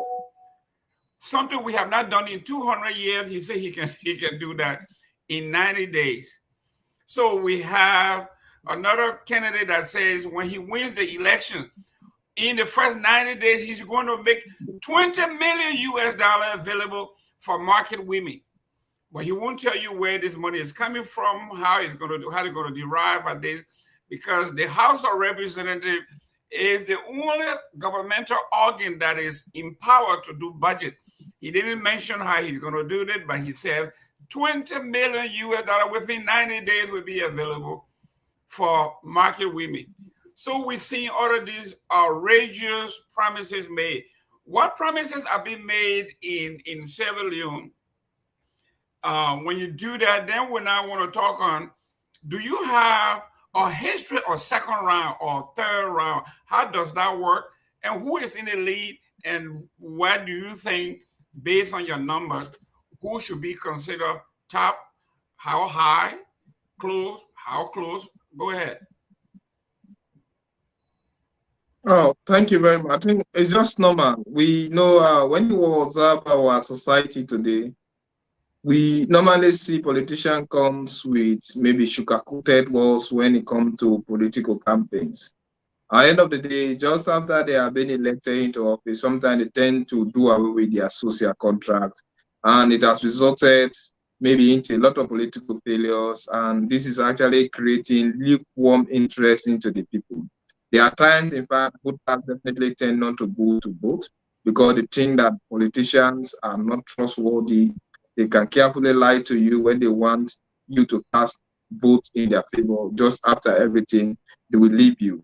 I think this Sierra Leone have been suffering from this.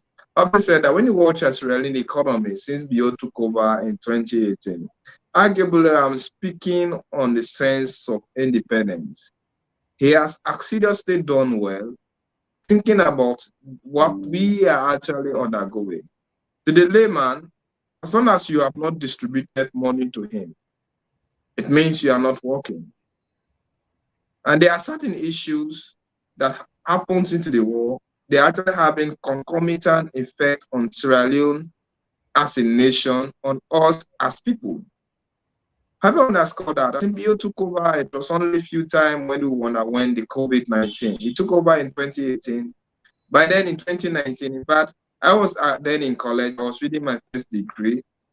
I had to delay, but I would have graduated in 2020. I have to delay to 2021 before ever I could graduate from college because of the COVID-19 that the country was undergoing, and all educational institutions, including the university that I was attending, was definitely closed down until we had a green light from the government saying that we can go and sit out our final exam. Infrastructurally is doing good.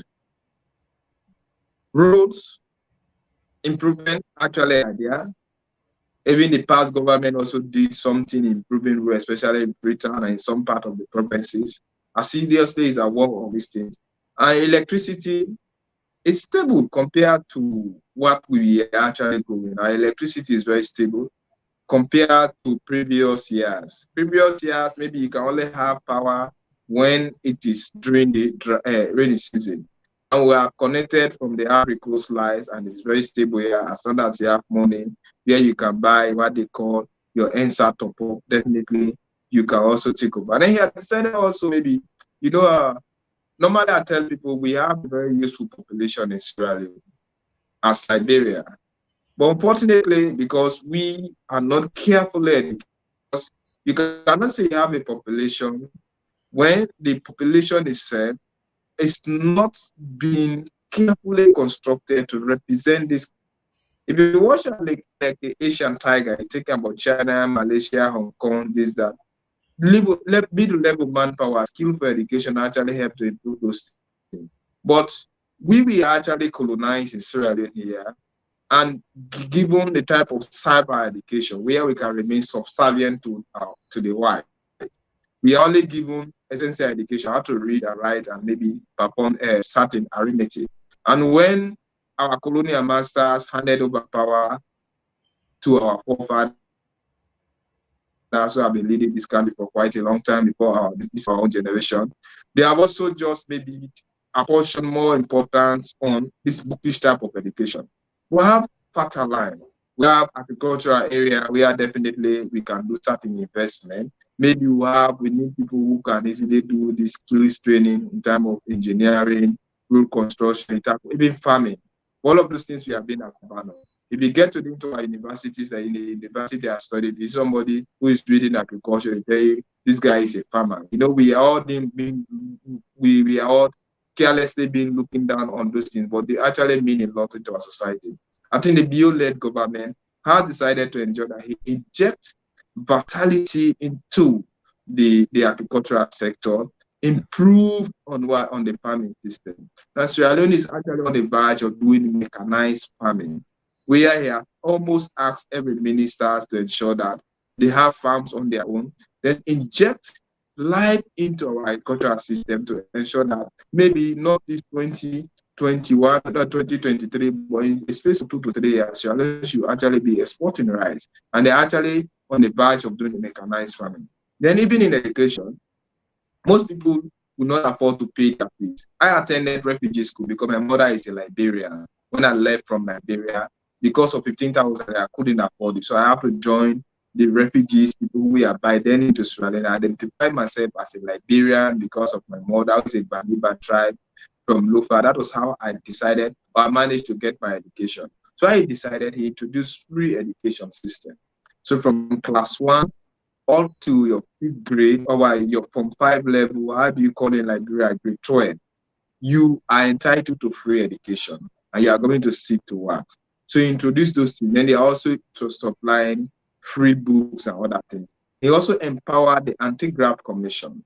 I think before this time, Sierra Leone was classically corrupt. Carefully, we were having a systematic problematic problem. The system, in fact, our system was systematically corrupt. So all of those things we are there. So he did an investigation, empowered the Anti-Graft Commission, and there are even ministers, city ministers, who are also been sacked into this government here. And most of those who are found wanting, be in past and present government, some of them could easily be sent to jail, but he retrieved those money to them and punished them in 1 or 2 ways. And today they are investing those money in education, in constructing other infrastructures into the country. Then he also ensured that maybe he employs certain teachers. Then they are also trying to improve on the education system. But because of the war in Ukraine, the COVID-19, global warming, certain times things come to a standstill. And we do not have control over places like fear and whatsoever things. Fear crisis here is very high. Of course, we are buying fear almost $1 per liter. So all of those things are there. Each time there is high cost of fear on the market, our staple food, the prices go higher because they are competitive goods. They cannot move without fear. So all of those things are there. So if you watch at it, ideologically, and watch at it logically, you understand that the government actually is moving in the right direction, and it is trying to ensure that it solves certain things because it's a very responsible government. And sometimes the body language speak, and the body language definitely speaking. I can tell you, I came into Sierra Leone. The first time I grew up in Guinea. I came into Sierra Leone. The first time I ever knew Sierra Leone, though I'm a Sierra Leonean because my dad is a Sierra Leonean, my mother is a Liberian. But the first time I grew up in Guinea. The first time I knew Sierra Leone was in 2004 when I came here. And it was in 2007 that APC took over. Had APT worked the way SFPP has worked in the past 5 years, maybe most of the things we didn't have been talking. Most of those problems would have been history. But I think the space has been set, and based on the gains, on the milestone that we have done, if another government can come into power and work as the way the SFPP is working, then definitely we still be having problem because our society have been carefully relegated into the past because of corrupt practices. But a space has now been set. A minister knows that if he corrupt and he is leaving office, it could be investigated and prosecuted and also forced to pay what's. So all of those things are there. So we are now seeing some amount of careful responsibility. And coming towards to this incident, honestly speaking, in 2018, by this time, we would have registered huge amount of crises in terms of violence, Toga React. Of course, prior to the election, there was demonstration into Freetown that resulted into the death of somebody when the main opposition party, that is APC, demanded for Kone to resign. That is the Electoral Commission, without any tangible evidence, without any violation, of course, which constitutionally he cannot resign. And it was not mandatory because nobody found him wanting. So the police said they do not have any legal right to protest because they do not have any mandate from the police. And in the right context of protest or demonstrating, you must have the mandate of the police, and they should be there to guide you. So they are taken as rioters, and there was confrontation. Somebody actually lost his life, but the police wrote a disclaimer saying that they are not responsible. Maybe some of the protesters had arms and ammunition, and in 1 or 2 weeks, and the case is yet under investigation to be ascertained who actually did the killing. Today, so far, so good. The polls have actually been very peaceful. I am a freelancer. I do not have mandate to report directly from polls, but I think I've visited over 10 or 15 polling stations within Kenema City. They are definitely. Can you hold on to that? Because that's the juicy part that's coming on today. We want to look at, after we do our jingle here, we want to go into the current event, which will include what second round looks like in Sierra Leone. If there's a possibility of second round, who are those to go into the second round? What is the possibility of you being re-elected? What's the possibility of being toppled? Those are the things that folks are waiting to hear. Now that we have set the foundation, the buffet is about to be served. So Amara is going to come back and tell us exactly as it happens today, because he just show me your finger again that you came from, you have voted. Let me see your finger. I know you have voted. Let the folks know that there you go. He has actually voted. You didn't vote twice, did you? No, once. Just a joke, once. Okay. So, ladies and gentlemen, after our jingle, we're going to come back and then get into the real juice here. Let's do this.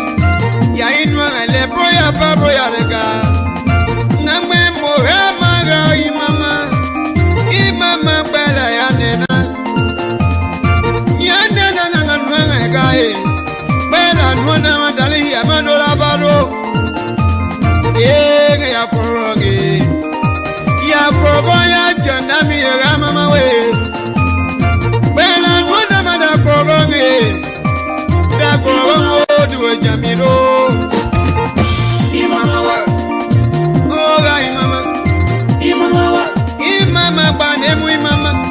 Imamawa. Imamawa. Ya longa ya dromi. Moga mayega imamawa. Enwa promo tema kwagwaga. Ege atakorange. Unagi mama. Gai mama we. Yala wadiga ye.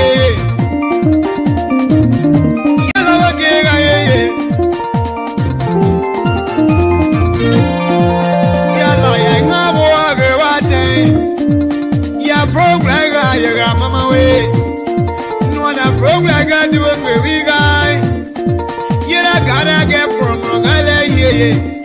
Turning and dig a hang on one. Nui Griga Melonia Vahae. Nui Griga Melonia Vahae, no way. Get out of the wrong home. Rulaga, yeah. Yasianya Yamarami. Mama, ya predo ya lamwe moguna mima imama o ya grenya ya yejwe.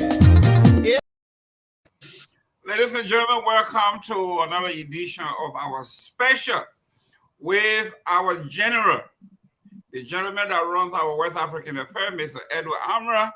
He is our West Africa. We don't want to say West Africa because he covers the whole of Africa. I love to listen to him because he gave us update on East Africa, West Africa, South Africa, Central Africa, North Africa, you name it. He does it all.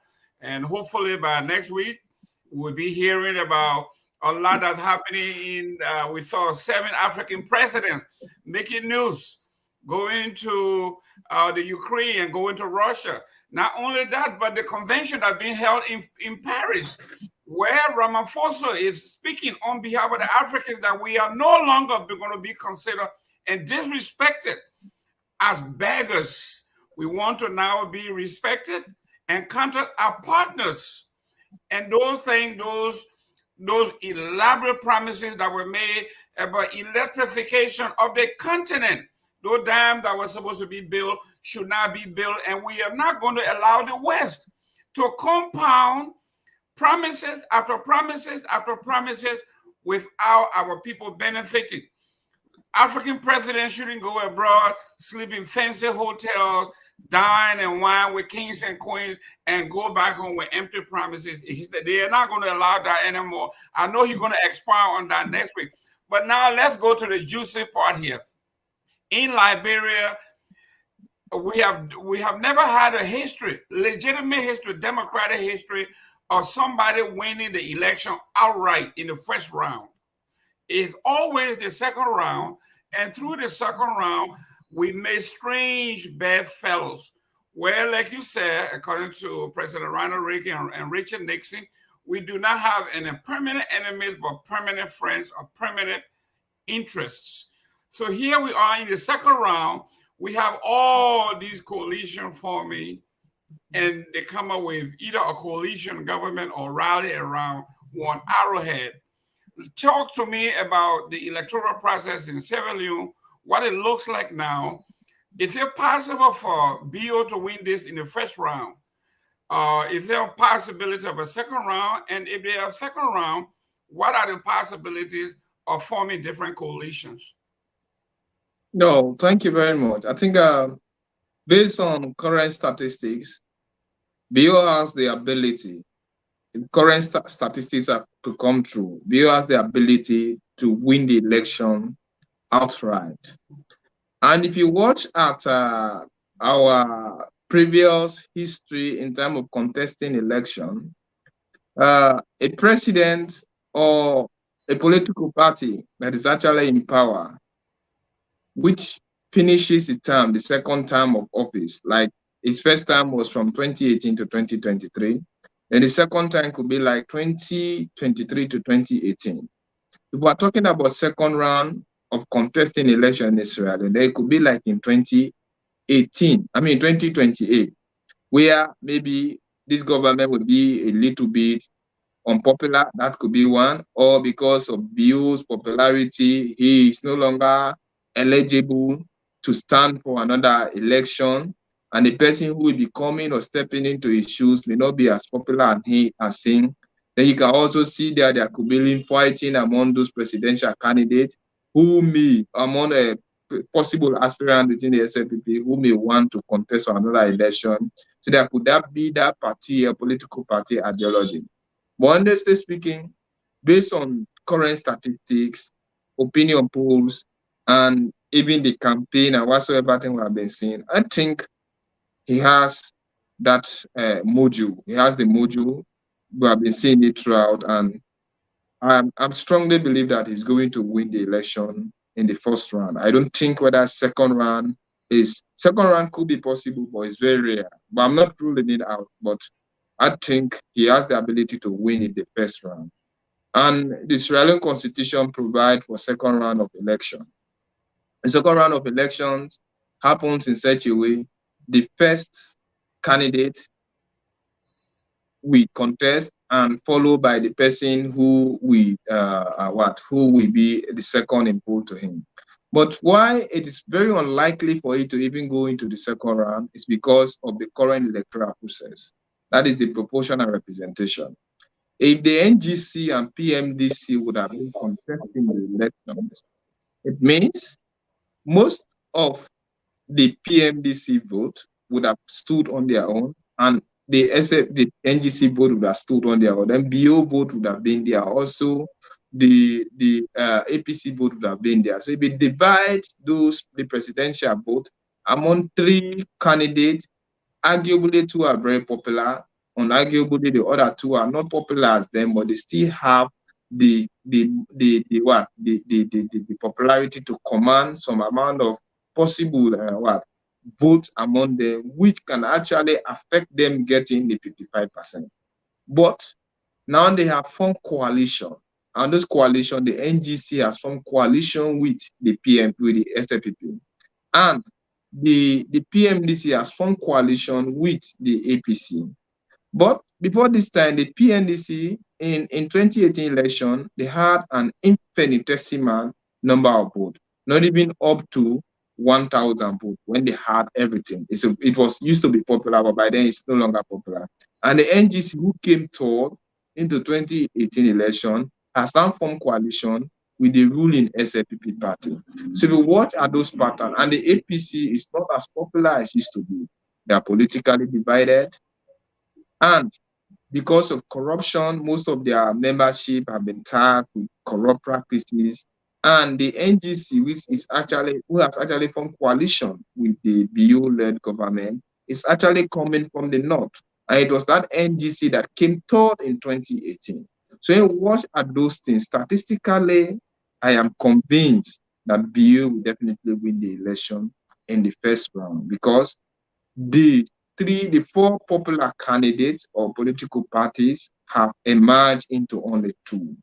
He is now having the candidate who came. In fact, in the 2018 election, he was not even supported by this NGC party. The NGC decided to go neutral. It was the PMDC who now formed coalition with the APC that formed coalition in 2018 with the SLPP. And by then, as I'm saying, the NGC had an infinitesimal number to even call. The PMDC had so little number, less than 1,000 votes. But this PMDC, this NGC who had the third majority of votes cast in 2018, is now in coalition with the SLPP. So honestly speaking, I think he has the ability, he has the module, he laid the foundation, he has the ability to win it. And if you are even seeing like demonstration, if you are seeing like crowd foul demanding for the electoral commission to leave, I think the opposition APC have felt the heat, and they know that they are definitely heading for a losing battle. But politics is like football. Anything is just possible. Maybe you can see a very excellent team, well constructed, who have won 5 goals to this team. When they get into the field, a team who has been losing game for over quite a long time, they end up being the victor. But Great, ladies and gentlemen. We're having problem with our connection here as always. The weather and everything else in Liberia. Similarly, in Sierra Leone, we are having problem with our internet. But okay, there you go. You are back. Yes, you were talking about this. We are talking about in Africa, just like, and I'm talking about the entire Africa. Nobody loses because they are incompetent. Even even the soccer games, the other team wouldn't practice, wouldn't. They are out of shape. They are not fit. They play the team that is well organized, well coached, and they beat them massively. They will still file a protest and say they were cheating. There is no way you could score that many goals on us. We, mighty as we are, our big guts, even though we are not fit, we can't run. Something happened. You either brought your juju man here, who made us to slow down. The referee was on your side. You purchased the power to do this. You paid the. We have never admitted to defeat. It has always been somebody's fault. The opposition will say there's no way Bioko have won this. He has the power. He rigged the election, as they have done everywhere in Africa.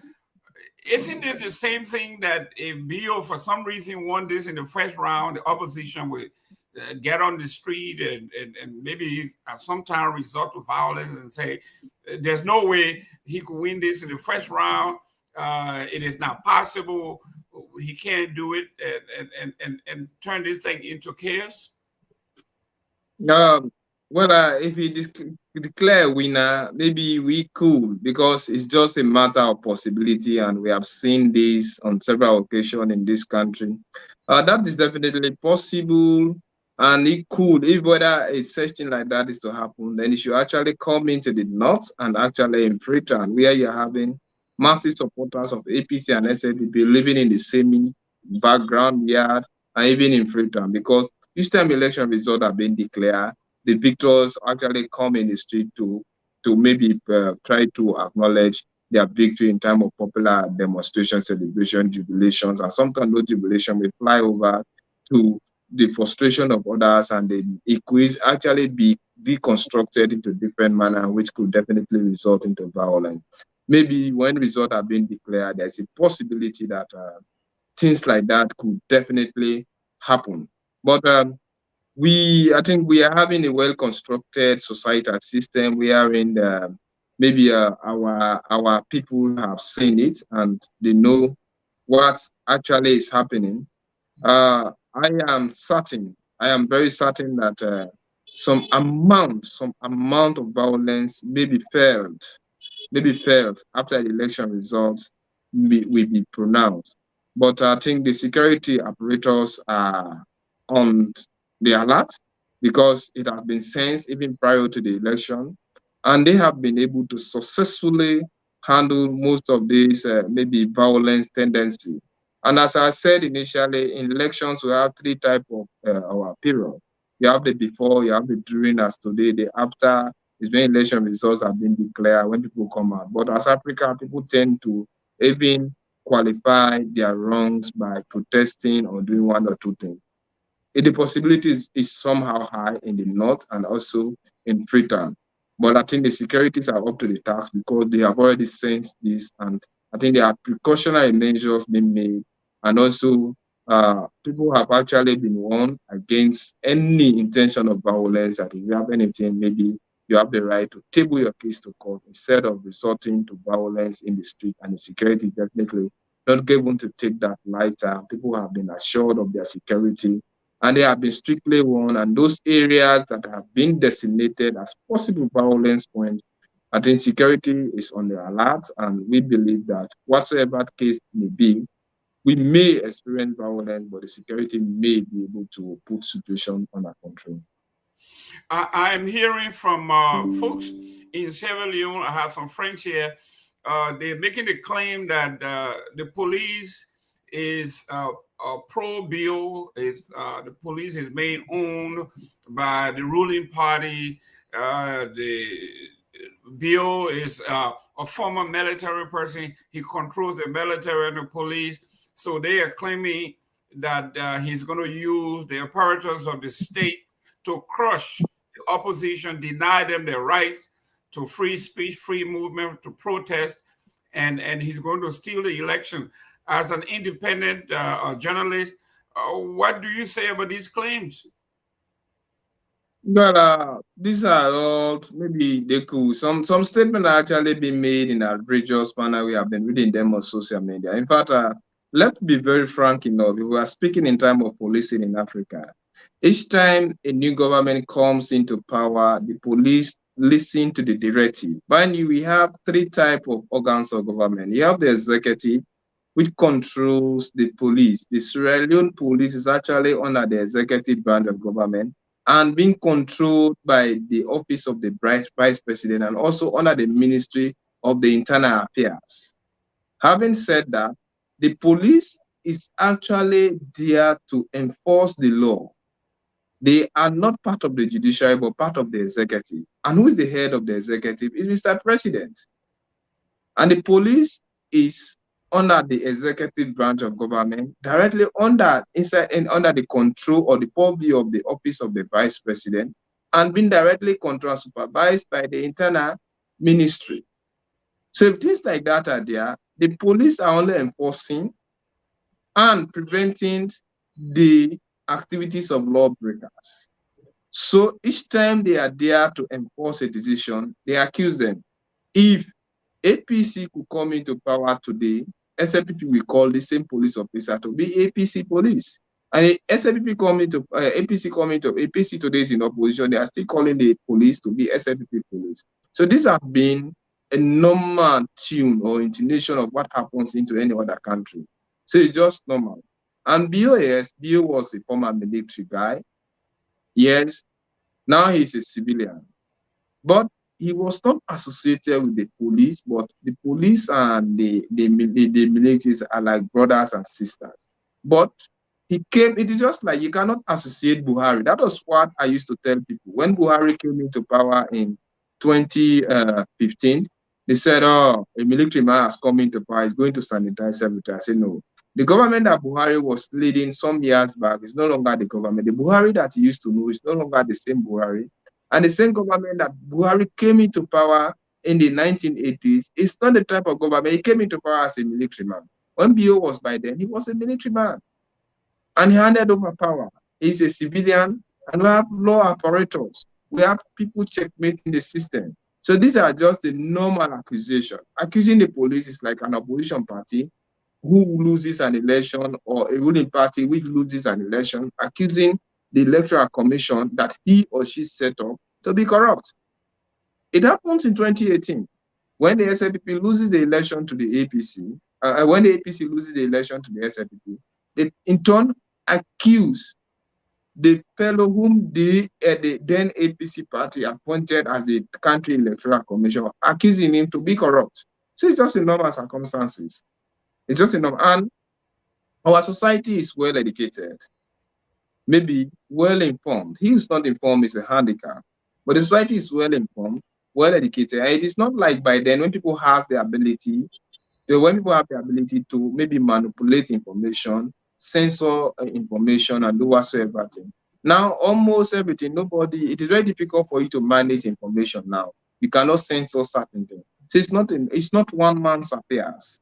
It's definitely not one man's affairs. And because of our previous history, that Liberia and Sierra Leone, you know what to unwind.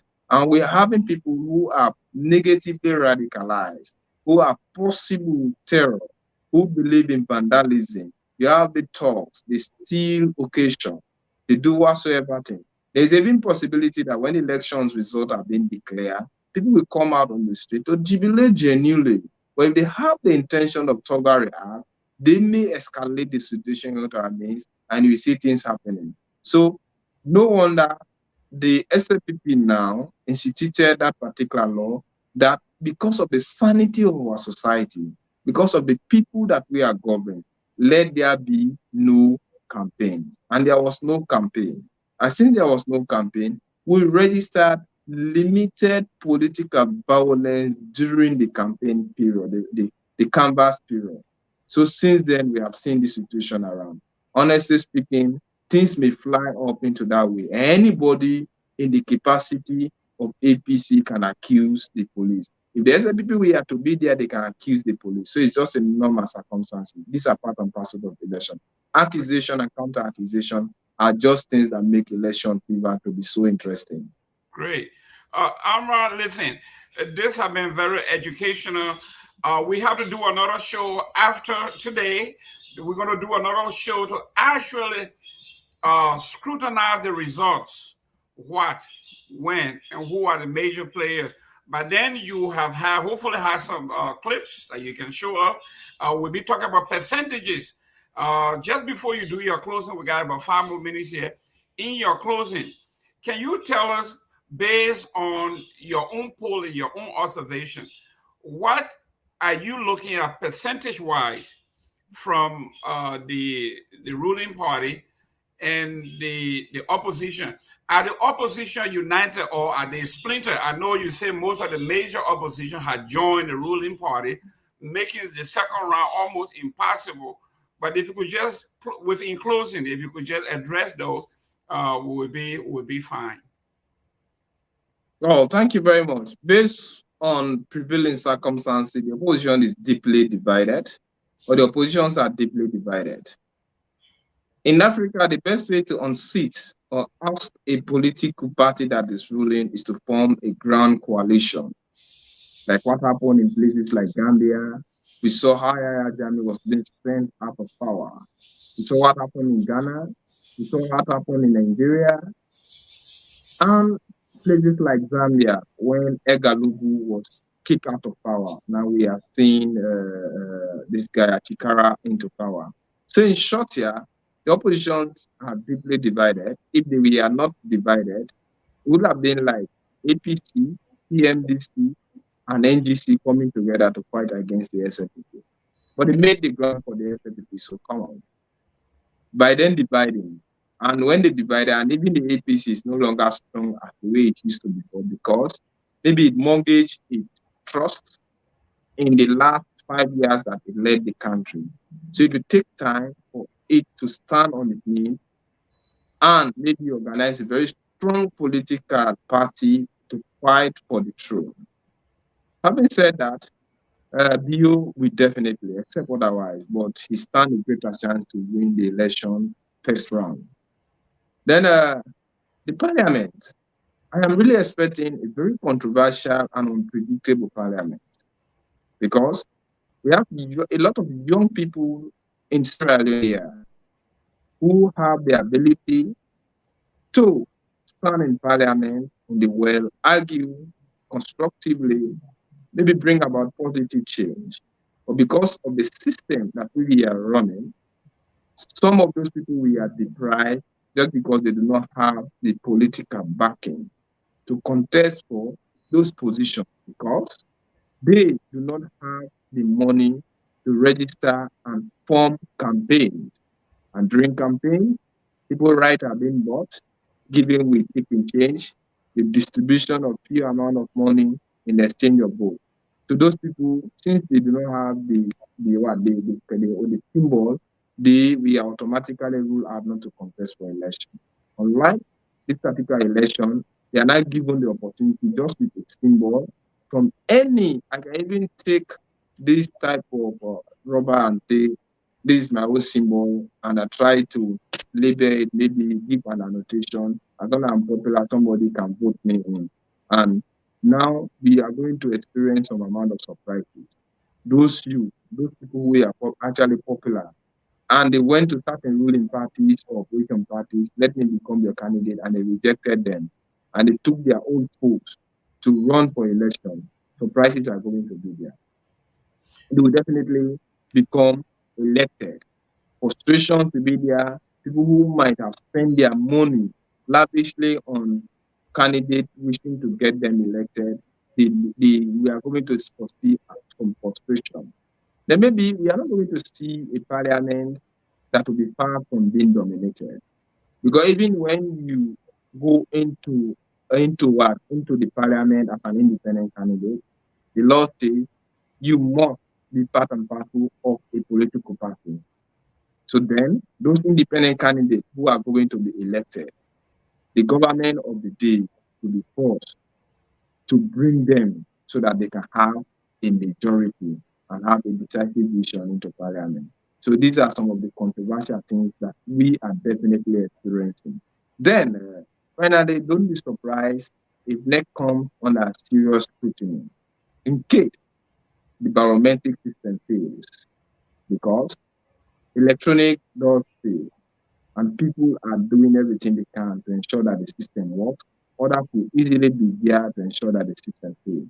So we are seeing whatsoever thing that is happening. The proper system is there. The only thing I'm very happy they have done it to do our role. There is a manual system being done, and also the electronic system being done. In case the electronic system fails, they can just drop back on the manual system, which is also a second option, and it has been reliable over the past year to ensure that. But if the electronic system works, we do not need to wait too long for our results. Maybe in the space of 48 or less than 72 hours, results are going to be out, and we'll be very happy. Maybe by Tuesday or Wednesday, we could experience results. Thank you very much. Amara, Edward Amara, thank you very much for 2 hours and 10 minutes of education. Liberians are tuning in because we want to know what's happening in Sierra Leone. Like you say, the opposition is splintered. In Sierra Leone, the good thing in Sierra Leone is most of the splinter parties, some have decided to just, you can't beat the guy, just join him. And they have joined Bio, making his first round, maybe possible. If not, it's going to be a landslide in the second round. Thank you very much for tuning in. We will be coming back to you after the elections. You will have his statistics. You will have reasons why there were some failures. One of the things that I have interest in is the new biometric system. We want to see how it works. Sierra Leone and Liberia, we are the guinea pigs. We know it didn't work in Nigeria. Hopefully it works in Sierra Leone.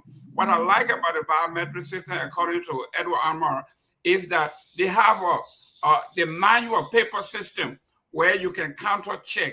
So if one fails, you can always go back to the old fashion. Thank you very much for tuning in. It was a great show. I am well educated on Sierra Leone politics. Hopefully you have. Thank you very much. And tune in for the second round after the election. God bless. Thank you.